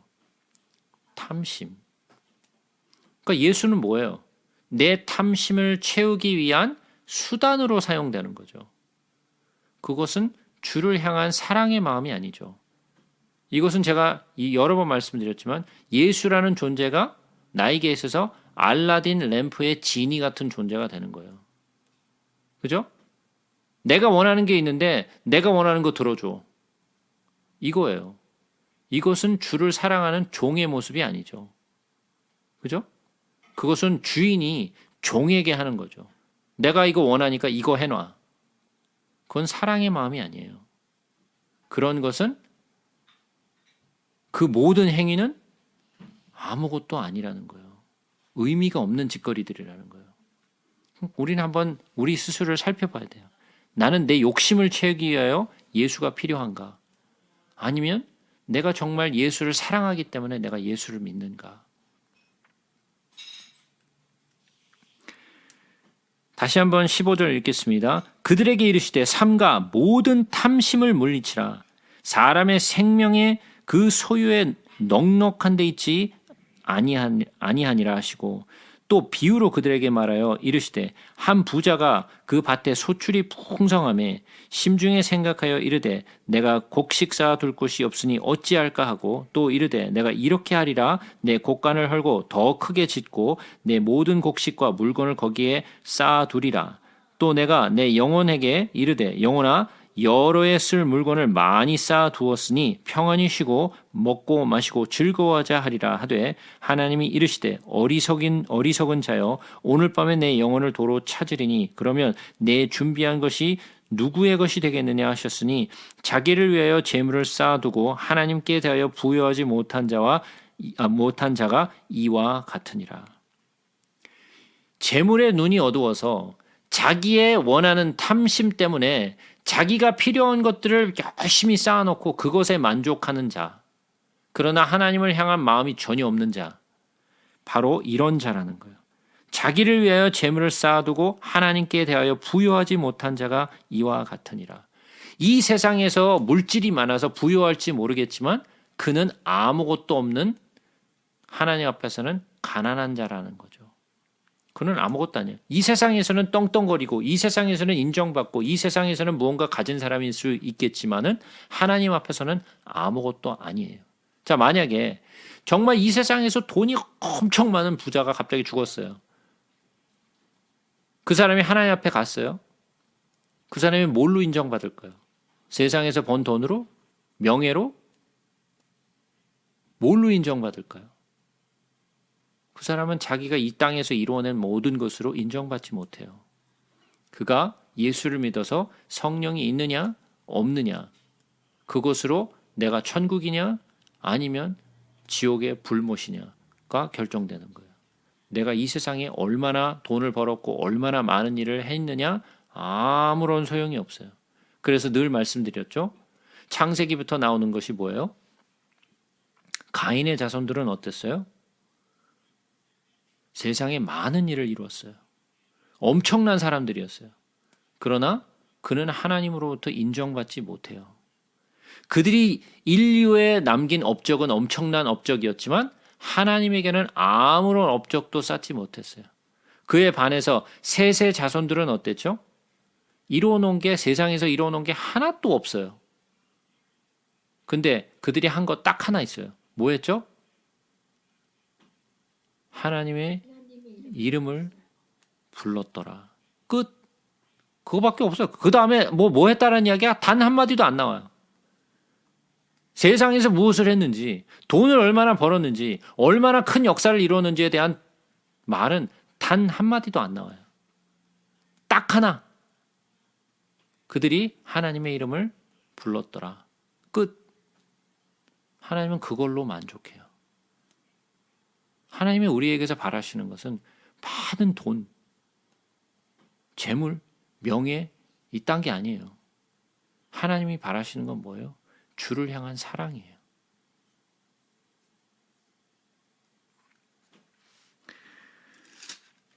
계속해서 보겠습니다. 또 제자들에게 이르시되 그러므로 내가 너희에게 이르노니 너희 목숨을 위하여 무엇을 먹을까 몸을 위하여 무엇을 입을까 염려하지 말라. 목숨이 음식보다 중하고 몸이 의복보다 중하니라. 까마귀를 생각하라. 심지도 아니하고 거두지도 아니하며 골방도 없고 창고도 없으되 하나님이 기르시나니 너희는 새보다 얼마나 더 귀하냐. 또 너희 중에 누가 염려함으로 그 키를 한 자라도 더할 수 있느냐. 그런즉 가장 작은 일도 하지 못하면서 어찌 다른 일을 염려하느냐. 백합화를 생각하여 보라. 실로 만들지 않고 짜지도 아니하느니라. 그러나 내가 너희에게 말하노니 솔로몬의 모든 영광으로도 입은 것이 이 꽃 하나만큼 훌륭하지 못하였느니라. 오늘 있다가 내일 아궁이에 던져지는 들풀도 하나님이 이렇게 입히시거늘 하물며 너희일까 보냐. 믿음이 작은 자들아. 너희는 무엇을 먹을까 무엇을 마실까 하여 구하지 말며 근심하지도 말라. 이 모든 것은 세상 백성들이 구하는 것이라. 너희 아버지께서는 이러한 것이 너에게 있어야 할 것을 아시느니라. 다만 너희는 그의 나라를 구하라. 그리하면 이런 것들을 너희에게 더하시리라. 작은 무리여 무서워하지 말라. 너희 아버지께서 그 나라를 너희에게 주시기를 기뻐하시느니라. 너희 소유를 팔아 구제하여 낡아지지 아니하는 배낭을 만들라. 곧 하늘에 둔 바 다함이 없는 보물이니 거기는 도둑도 가까이 하는 일이 없고 좀도 먹는 일이 없느니라. 너희 보물 있는 곳에는 너희 마음도 있으리라. 자, 그러니까 자, 그의 나라를 구하고 그죠? 하늘의 재물을 쌓아야 되니까 예? 내 재물 다 팔아가지고 교회에다 다 바쳐. 하늘에 거기다 차곡차곡 저축해놔. 나중에 찾아야 되니까. 예? 그러면 나의 모든 재물을 다 팔아가지고 하나님 앞에 다 바쳤어. 그러면 하늘에 재물을 쌓은 건가요? 그런 이야기가 아니죠. 그런 이야기를 하고 있는 것이 아니야. 네가 돈을 얼마를 가져왔느냐 주님이 보시는 게 그거예요? 야, 가만히 있어봐. 너 가져온 돈이 내가 계산 좀 해보자. 10,000불? 이거밖에 안 돼? 주님이 우리에게 따지시는 것이 돈의 액수를 따지세요? 만약에 돈의 액수를 따졌다면 2렙돈을 바친 그 과부는 아무것도 아니죠. 그죠? 왜 그 2렙돈을 바친 과부를 칭찬하셨죠? 예수님이? 너희들은 가진 것 중에 하나를 드렸지만 이 여인은 자기가 가진 것에 전부를 드렸다 그랬어요. 주님이 보시는 게 뭐라 그랬다고요? 내가 얼마를 바쳤느냐가 아니라 네가 얼마를 남겼느냐를 보신다 그랬죠. 네? 그 여인은 남긴 것이 있었어요, 없었어요? 아무것도 없었어요. 다 바쳤어. 그러면 저축하듯이 한 건가요? 아니죠. 여기서 얘기하는 것은 뭐예요? 이 말씀을 하시는 것에 초점이 맨 마지막 34절에 있어요. 너희 보물이 있는 곳에 너희 마음도 있으리라. 내가 귀하게 생각하는 그 보물이 뭐예요? 그 보물이 뭐예요 도대체? 내 다이아몬드예요? 내 금이에요? 내 통장이에요? 뭐예요 도대체? 이 보물이 뭐예요 도대체? 내 집이에요? 뭐예요? 예? 예수 그리스도라고요?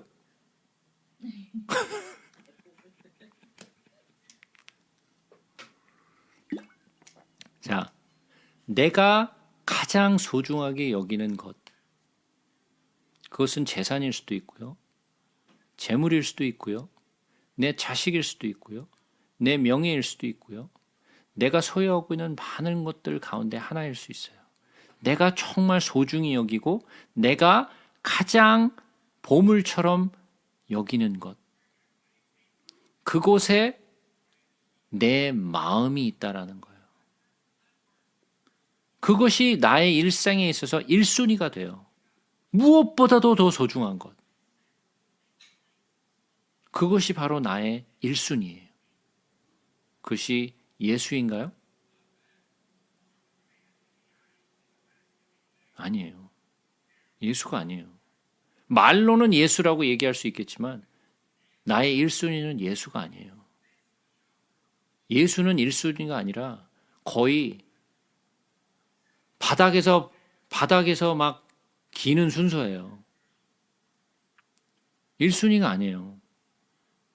그거 어떻게 아나요? 우리가 무엇을 먼저 하느냐를 보면 알아요. 내가 가장 먼저 하는 것이 내가 가장 아끼는 것이에요. 내가 소중하게 생각하는 것을 나는 가장 먼저 해요. 내가 가장 소중하다고 생각하지 않는 것을 가장 나중에 하게 돼 있어요. 내가 가장 소중히 여기는 보물은 뭔가? 그거는 모든 이들이 다 달라요. 여러분들에게 있어도 다 달라요. 저에게 있어도 달라요. 그러나 우리가 여기고 있는 보물은 각자가 가지고 있어요. 그 보물이 내 인생에서, 나의 삶 속에서 가장 소중해요. 근데 그 가장 소중한 게 예수는 아니에요. 근데 주님은 우리에게 물으세요. 네 보물이 있는 곳에는 너희 마음도 있다. 그러면 정말 예수가 나의 전부가 될 때, 정말 예수가 나의 진짜 보물이 될 때 내 마음도 거기에 있는 거예요. 근데 우리가 살아가면서 진짜 예수가 보물이 될 때가 많으냐? 그렇지 않아요. 먹고 사는 게 더 급해요. 안 그래요? 여러분들 먹고 사는 게 더 급하지 않아요? 훨씬 급하죠. 먹고 사는 게 훨씬 더 급해요. 예수? 그건 나중에 해도 돼. 별로 중요하지 않아요. 지금 당장 안 해도 돼. 그건 내일 해도 되고, 일주일 후에 해도 되고, 한 달 후에 해도 되고, 내년에 해도 되고, 시간 날 때 하면 돼, 그거는. 내 소중한 것은 기다릴 수 없어. 지금 해야 돼. 지금. 그것이 나의 보물이에요. 여러분들에게 있어서 보물은 뭔가요? 여러분들에게 있어서 삶 속에서 예수가 정말 보물이길 정말 바랍니다. 우리가 삶 속에서 예수가 보물이 될 때 주님은 내가 보물이 돼요. 그에게 있어서 가장 소중한 것, 그게 나예요. 허리에 띠를 띠고 등불을 켜고 서 있으라. 너희는 마치 그 주인이 혼인 집에서 돌아와 문을 두드리면 곧 열어주려고 기다리는 사람과 같이 되라. 뭐라고요? 허리에 띠를 띠고 등불을 켜고 서 있으래. 언제 올지 알고. 주인이 어디 갔어요 지금? 혼인집에 갔어요. 혼인집에 갔는데 언제 들어올지 알아요? 몰라요. 언제 들어올지 몰라요. 혼인집에 간 주인이 언제 들어올지 모르는데 종이 허리에 띠를 띠고 등불을 켜고 서 있어요. 언제 올지도 모르는데. 자, 이 말은 뭐예요? 이 말은 예수님께서 우리를 다시 찾아오실 텐데 우리가 언제 오실지 알아요? 몰라요, 우리는. 언제 오실지 몰라요. 몇 날 며칠에 오실지 우린 아는 사람이 아무도 없어요. 근데 우리 보러 띠를 띠고 등불을 켜고 서 있으래. 그럴 수 있어요? 언제 온지를 모르는데? 근데 우리 보러 등불을 켜고 있으라는 거예요. 잠들지 말고 깨어 있으라는 거예요, 우리 보고. 그러면서 뭐라 그래요? 너희는 마치 그 주인이 혼인집에서 돌아와 문을 두드리면 곧 열어주려고 기다리는 사람과 같이 되라. 라고 말씀을 하세요. 주인이 와서 깨어있는 것을 보면 종이 지금 깨어있죠. 그 종들은 복이 있으리로다. 내가 진실로 너에게 이르노니 주인이 띠를 띠고 그 종들을 자리에 앉히고 나와 수종 들리라. 누가 수종을 들어요 지금? 주인이 종의 수종을 들고 있어. 이 말이 돼요? 종이 주인을 위하여 언제 올지 모르는데 띠를 띠고 등불을 켜고 서 있었더니 주인이 들어와서 하는 일이 뭐냐면 띠를 띠고 종들을 자리에 앉히고 나와 수종을 든대. 아니, 종이 주인의 수종을 들어야지 왜 주인이 종의 수종을 들어? 이게 누구예요? 이 주인이 누구예요? 예수예요. 이 주인이 예수예요. 그러면 그 주인을 기다리는 종은 누구예요? 우리예요, 우리. 주인이 혹 2경에나 혹 3경에 이르러서도 종들이 그같이 하고 있는 것을 보면 그 종들은 복이 있으리로다. 왜? 주인이 종을 그렇게 수종 들어줄 거니까. 너희도 아는 바니 집주인이 만일 도둑이 어느 때에 이를 줄 알았더라면 그 집을 뚫지 못하게 하였으리라. 그러므로 너희도 준비하고 있으라. 생각하지 않은 때에 인자가 오리라 하시니라. 그러니까 우리 보고 어떻게 하고 있으라고요? 등불을 켜고 띠를 띠고 기다리라는 거죠. 주인이 돌아오기를. 자, 여기에 지금 띠를 띠고 등불을 켜고 주인을 기다리는 사람 있나요? 없어요. 없어요. 기다리긴 뭘 기다려. 언제 올지도 모르는데. 아무도 안 기다려. 언제 올지 관심도 없어요. 언제 올지 관심 있으세요? 관심 없어요. 교회도 관심 없어요.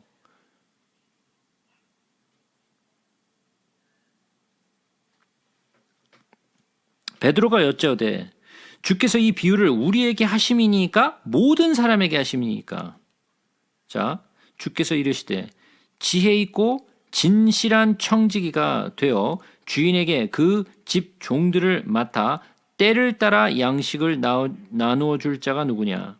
주인이 이를 때 그 종이 그렇게 하는 것을 보면 그 종은 복이 있으리로다. 내가 참으로 너희에게 이르노니 주인이 그 모든 소유를 그에게 맡기리라. 자, 베드로가 물었죠. 지금 이를 우리에게 말씀하시는 겁니까? 아니면 모든 사람에게 말씀하시는 겁니까? 그랬더니 예수님이 뭐라 그래요? 너희에게 이르노니. 그러면 모든 사람에게 얘기하시는 거예요? 아니면은 제자들에게 말씀하시는 거예요? 제자들에게 말씀하시는 거예요. 모든 사람에게 말하는 게 아니라 제자들에게 말씀하시는 거예요. 만일 그 종이 마음에 생각하기를 주인이 더디 오리라 하여 남녀 종들을 때리고 먹고 마시고 취하게 되면 생각하지 않은 날 알지 못하는 시각에 그 종의 주인이 이르러 엄히 때리고 신실하지 아니한 자에 받는 벌에 처하리니 주인의 뜻을 알고도 준비하지 아니하고 그 뜻대로 행하지 아니하는 종은 많이 맞을 것이요. 큰일 났어요. 여러분 아세요? 주인의 뜻을 알아요? 예? 주인의 뜻을 알고도 준비하지 아니하는 뜻대로 행하지 않은 종은 많이 맞을 거래요. 우리 많이 맞겠네요. 예? 우리 막 아주 먼지나게 맞을 것 같아요. 비 오는 날. 예? 알지 못하고 맞을 일을 행한 종은 적게 맞으리라. 무릇 많이 받은 자에게는 많이 요구할 것이요 많이 맡은 자에게는 많이 달라 할 것이니라. 이러면 사람들이 이런 얘기를 하더라고요. 아, 그럼 나 조금 받을래. 나 많이 안 받고 나 조금 받을래. 왜? 아, 조금이라고. 조금 받으면 되지 뭐. 뭐하러 많이 받아. 자, 여러분들은 많이 받으셔야 되겠어요? 조금 받으셔야 되겠어요?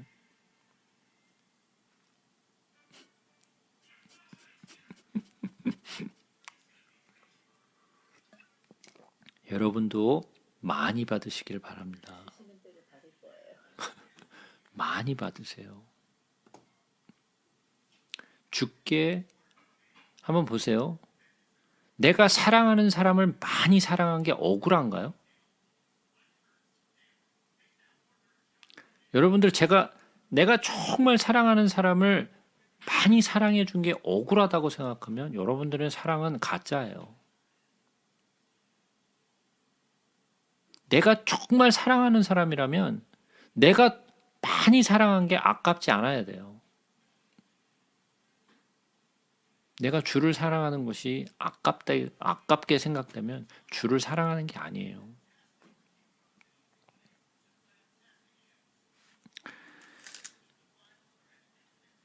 내가 불을 땅에 던지러 왔노니 이 불이 이미 붙었으면 내가 무엇을 원하리요? 나는 받을 세례가 있으니 그것이 이루어지기까지 나의 답답함이 어떠하겠느냐. 자, 불을 땅에 던지러 왔다 그래요. 근데 나는 받을 세례가 있대. 자, 예수님이 세례 요한으로부터 물 세례 받으셨나요? 안 받으셨나요? 받으셨죠? 그러면 지금 여기서 내가 받을 세례가 있으니 그랬어요. 그러면 물 세례는 아니겠죠. 그죠? 그럼 물 세례가 아니에요. 그럼 무슨 세례야? 십자가에서 받으시는 불신. 그렇죠. 십자가에서 받을 불 세례예요. 왜 십자가에서 뭔 불 세례?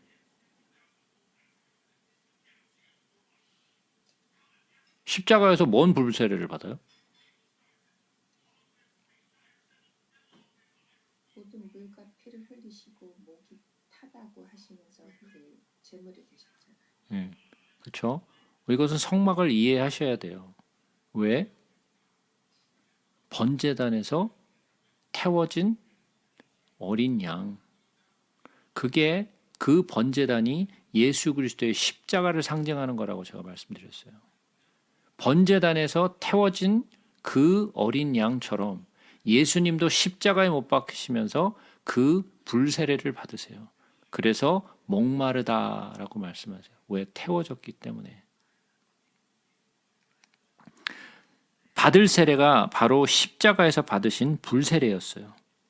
내가 세상에 화평을 주려고 온 줄로 아느냐? 내가 너에게 이르노니 아니라 도리어 분쟁하게 하려 함이르라. 이후로부터 한 집에 5사람이 있어 분쟁하되 셋이 둘과 둘이 셋과 하리니 아버지가 아들과 아들이 아버지와 어머니가 딸과 딸이 어머니와 시어머니가 며느리와 며느리가 시어머니와 분쟁하리라 하시니라.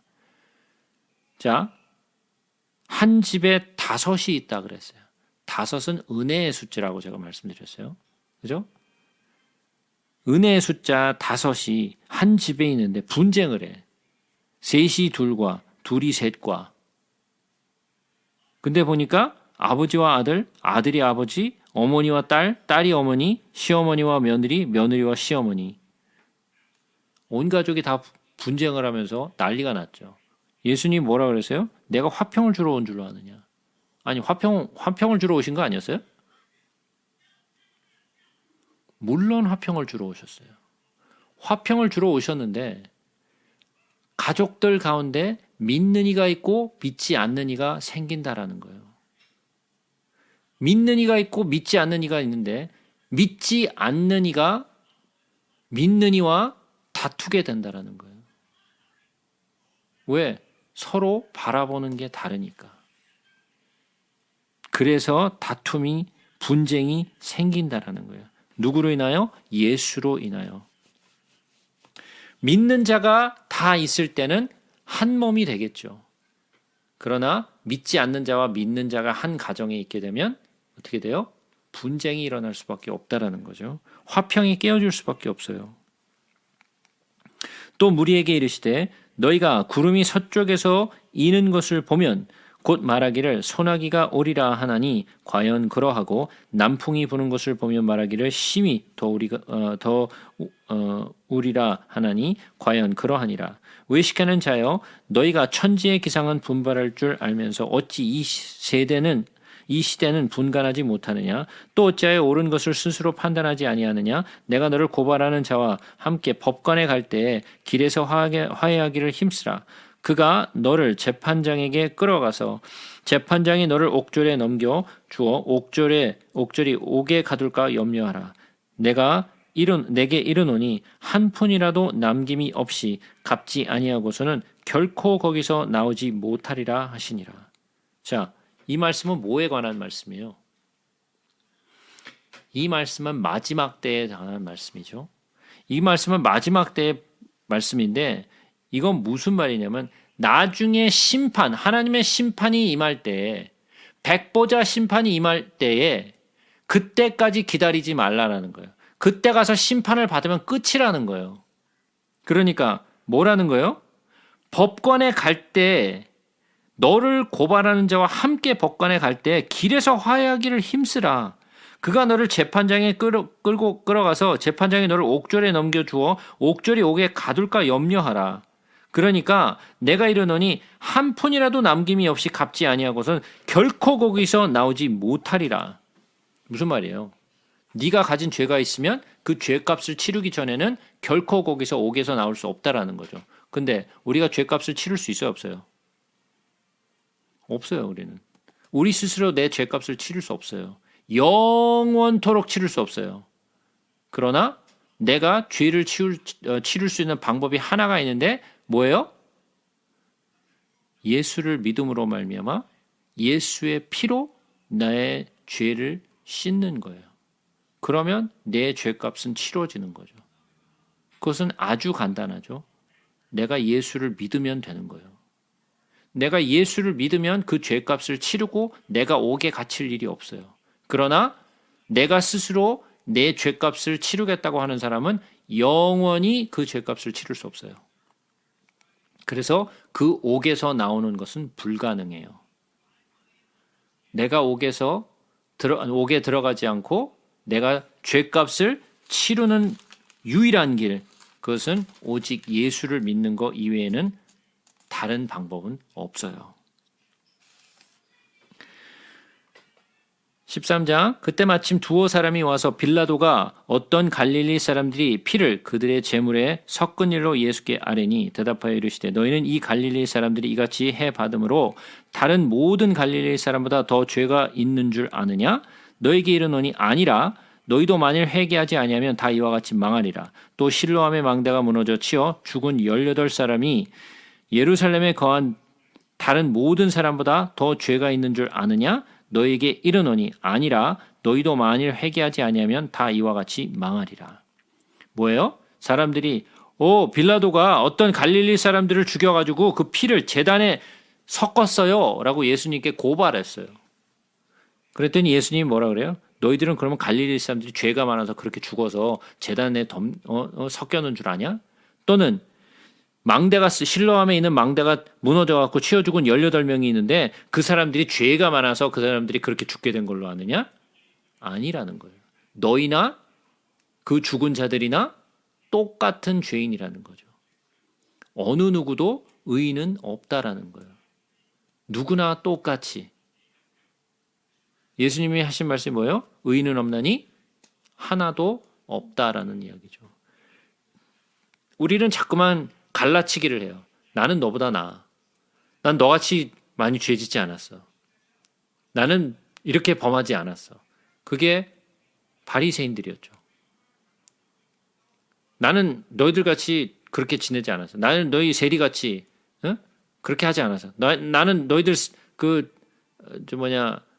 죄인들같이 행하지 않았어. 그들은 정죄했어요. 그들은 자기 스스로가 옳다라고 의롭다라고 생각을 했어요. 그러나 예수님의 판단은 오히려 그들을 보면서 회칠한 무덤 그리고 또 독사의 새끼들아라고 질책하시죠. 우리가 잘난 게 있느냐? 없어요. 우리가 그러면 그 나쁜 놈들보다 더 나은 자들이냐? 그렇지 않다라는 거예요. 하나님 눈에는 그들이나 우리나 똑같은 자들이라는 거죠. 그러니까 다 회개를 받아야 될 존재들이죠. 다 예수의 피로 말미암아 씻김을 얻어야 될 자라는 거예요. 너나 나나 똑같은 자들이라는 거예요. 이에 비유로 말씀하시되 한 사람이 포도원에 무화과 나무를 심은 것이 있더니 와서 그 열매를 구하였으나 얻지 못한지라. 포도원 지기가 이르되 내가 3년을 와서 이 무화과 나무에서 열매를 구하되 얻지 못하니 찍어버리라. 어찌 땅만 버리게 하겠느냐? 대답하여 이르되 주인이여 금년에도 그대로 두소서. 내가 두루 파고 거름을 줄이니 이후에 만일 열매가 열면 좋거니와 그렇지 않으면 찍어버리소서 하였다 하시니라. 열매를 맺지 못하는 무화과 나무. 처음에 열매를 맺지 못했어요. 열심히 가꿨는데 열매가 안 맺혔어.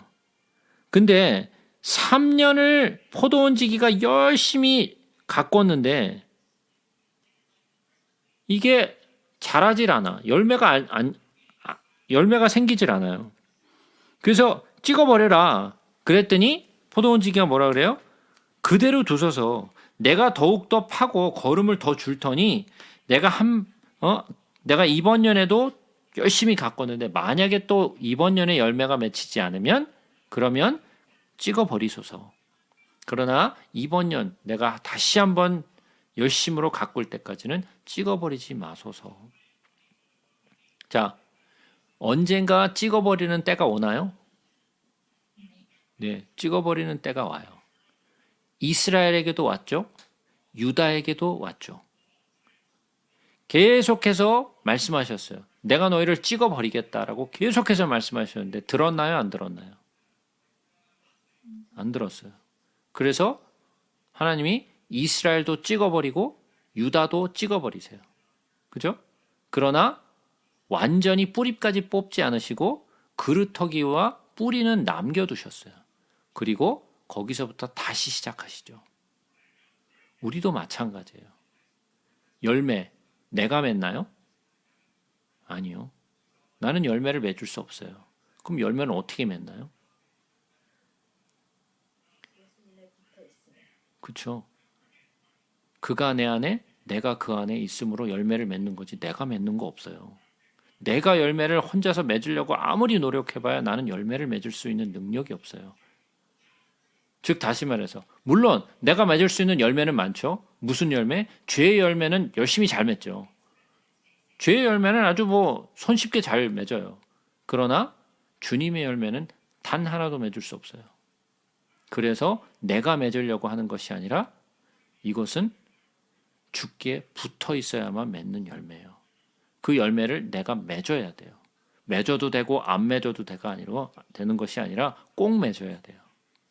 그렇지 않으면 나무가 찍혀 버려요. 예수께서 안식일에 한 회당에서 가르치실 때에 18해 동안이나 귀신에 들려 앓으며 꼬부라져 조금도 펴지 못하는 한 여자가 있더라. 예수께서 보시고 불러 이르시되 여자여 내가 내 병에서 놓였다 하시고 안수하시니 여자가 곧 펴고 하나님께 영광을 돌리는지라. 회당장이 예수께서 안식일에 병 고치는 것을 분내어 무리에게 이르되 일할 날이 엿새나 있으니 그동안에 와서 고침을 받을 것이요 안식일에는 하지 말 것이니라 하거늘 주께서 대답하여 이르시되 외식하는 자들아 너희가 각각 안식일에 자기 소나 나귀를 외양간에서 풀어내고 이끌어 가서 물을 먹이지 아니하느냐. 그러면 연료해 동안 사탄에게 매인 바 된 이 아브라함의 딸을 안식일에 이 매임에서 푸는 것이 합당하지 아니하냐. 예수께서 이 말씀을 하심에 모든 반대하는 자들은 부끄러워하고 온 무리는 그가 하시는 모든 영광스러운 일을 기뻐하시니라. 안식일에 대해서는 제가 여러 번 말씀드렸으니까 더 이상 설명하지 않을게요. 그러므로 예수께서 이르시되 하나님의 나라가 무엇과 같을까? 내가 무엇으로 비교할까? 마치 사람이 자기 채소밭에 갖다 심은 겨자씨 한 알과 같으니 자라 나무가 되어 공중의 새들이 그 가지에 깃들었느니라.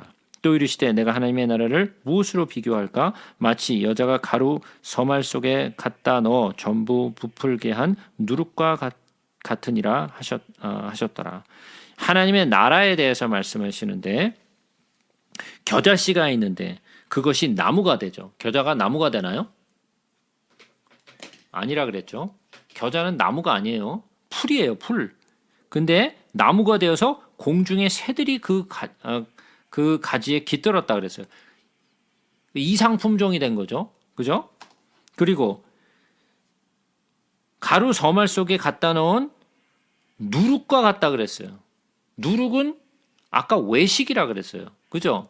근데 하나님의 나라에 무슨 외식이 있고 하나님의 나라에 어떤 이상한 이상품종이 생겨요. 그러니까 이 하나님의 나라는 하늘에 있는 나라가 아니라 이 땅에 있는 나라, 교회를 설명하는 거라고 제가 말씀드렸죠. 예수께서 각 성, 각 마을로 다니사 가르치시며 예루살렘으로 여행하시더니 어떤 사람이 여짜오되 주여 구원을 받는 자가 적으니까 그들에게 이르시되 좁은 문으로 들어가기를 힘쓰라. 내가 너에게 이르노니 들어가기를 구하여도 못하는 자가 많으리라. 집주인이 일어나 문을 한 번 닫은 후에 너희가 밖에 서서 문을 두드리며 주여 열어주소서 하면 그가 대답하여 이르되 나는 너희가 어디에서 온 자인지 알지 못하노라 하리니 그때 너희가 말하되 우리는 주 앞에서 먹고 마셨으며 주는 또한 우리 길거리에서 가르치셨나이다 하나 그가 너에게 말하되 이르되 나는 너희가 어디서 왔는지 알지 못하노라. 행악하는 모든 자들아 나를 떠나가라 하리라. 너희가 아브라함과 이삭과 야곱과 모든 선지자는 하나님 나라에 있고 오직 너희는 밖에 쫓겨난 것을 볼 때 거기서 슬피 울며 이를 갈리라. 사람들이 동서남북으로부터 와서 하나님의 나라의 잔치에 참여하리니 보라 나중된 자로서 먼저 될 자가 있고 먼저 된 자로서 나중될 자도 있느니라 하시더라. 자, 주님의 앞에서 먹고 마시고 길거리에서 가르치시는 말씀을 들었는데도 불구하고 그것을 내놓고 아니 우리가 정말 주 앞에서 같이 먹고 마시고 또 주님의 말씀을 우리가 가르침을 얻지 않았습니까? 그게 구원의 그 결과가 되나요? 아니죠. 아무리 예수님과 함께 먹고 마시고 그의 가르침을 들어도 예수님이 뭐라 그래요? 난 널 모른다라는 거예요. 난 너 도무지 누군지 모르겠다. 예? 그러니까 제가 아까 말씀드렸죠. 교회를 열심히 다니면 돼요? 그런 얘기가 아니죠. 내가 구원을 받은 것은 예수 그리스도를 믿고 성령을 받는 것이라고 말씀드렸어요. 그죠? 내가 만약에 그러한 일을 내가 체험하지 못했다면 나는 구원과 거리가 먼 사람이야. 내가 교회를 몇 년을 다녔건 직분이 뭐건 전혀 상관없어요. 행악하는 자라 말씀하세요. 그러니까 나는 교회를 열심히 다니면서 행악하는 자가 될 수 있어요. 그런 자는 되지 말자고요. 곧 그때 어떤 바리새인들이 나와서 이르되 나가서 여기를 떠나소서 헤롯이 당신을 죽이고자 하나이다.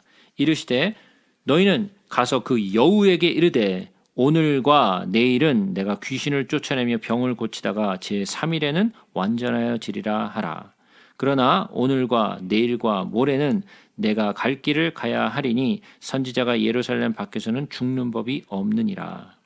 예루살렘아 예루살렘아 선지자들을 죽이고 내게 파송된 자들을 돌로 치는 자여 암탉이 제 새끼를 날개 아래에서 모음같이 내가 너희의 자녀를 모으려 한 일이 몇 번이냐. 그러나 너희가 원하지 아니하였도다. 보라 너희 집이 황폐하여 버린 바 되리라. 내가 너에게 이르노니 너희가 주의 이름으로 오시는 이를 찬송하리로다 할 때까지 나를 보지 못하리라 하시니라.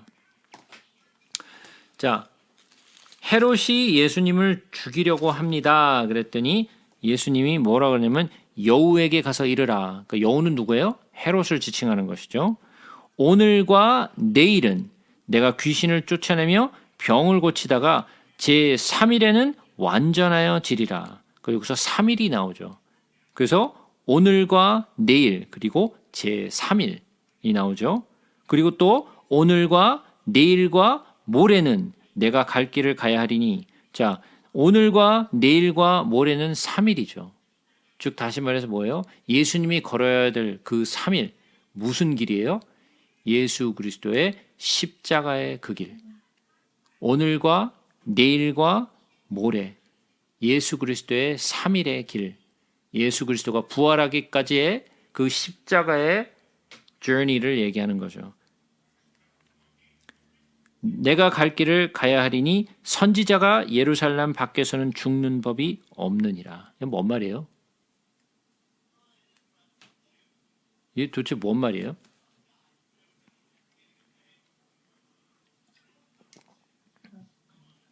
예? 몰라요. 자, 다시 한번 보자고요. 선지자가 예루살렘 밖에서 죽는 법이 없다. 그러면 선지자는 어디서 죽는다? 예루살렘에서 죽는다는 얘기죠. 근데 예루살렘에서 예수님이 죽으시나요? 안 죽으시나요?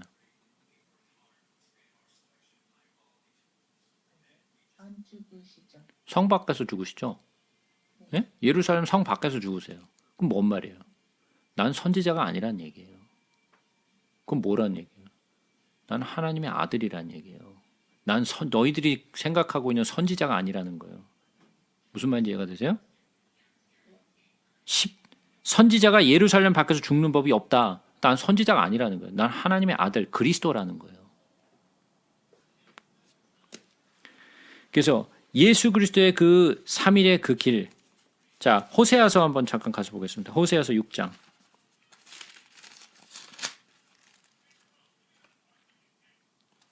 호세아서 6장 1절 2절 보겠습니다.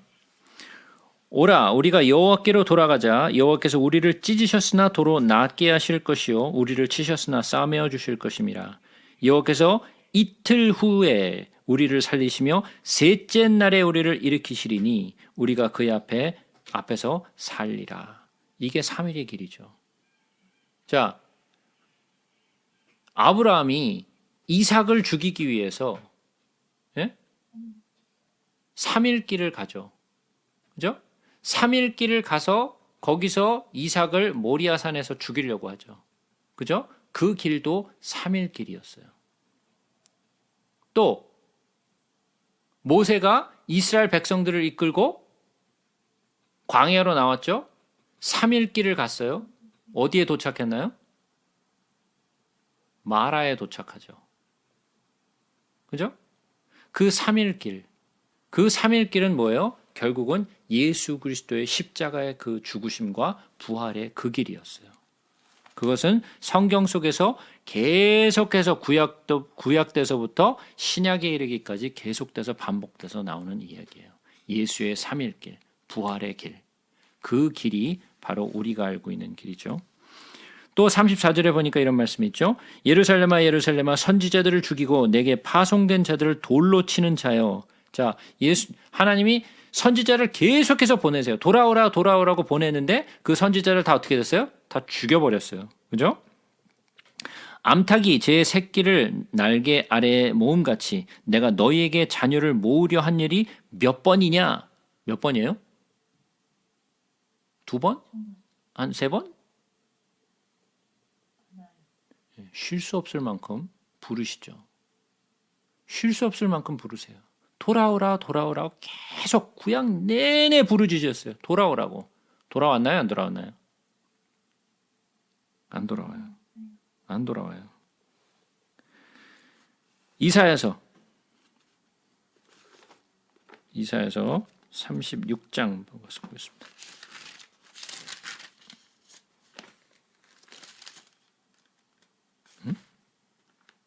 아니, 이사야 36장이 아니라 31장. 이사야서 31장.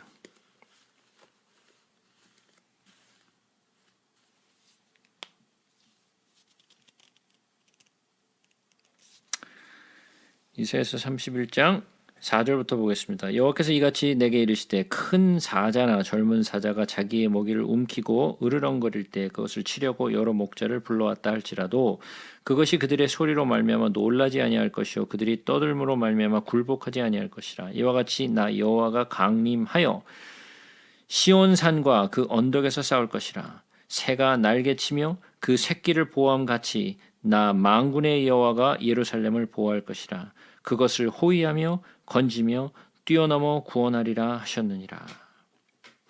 이스라엘 자손들아 너희는 심히 거역하던 자에게로 돌아오라. 여기서도 뭐라 그래요? 돌아오라. 내가 어떻게 하시겠다? 날개치며 새끼를 보호함 같이 내가 너희를 보호할 텐데 돌아오라. 돌아와요? 안 돌아와요?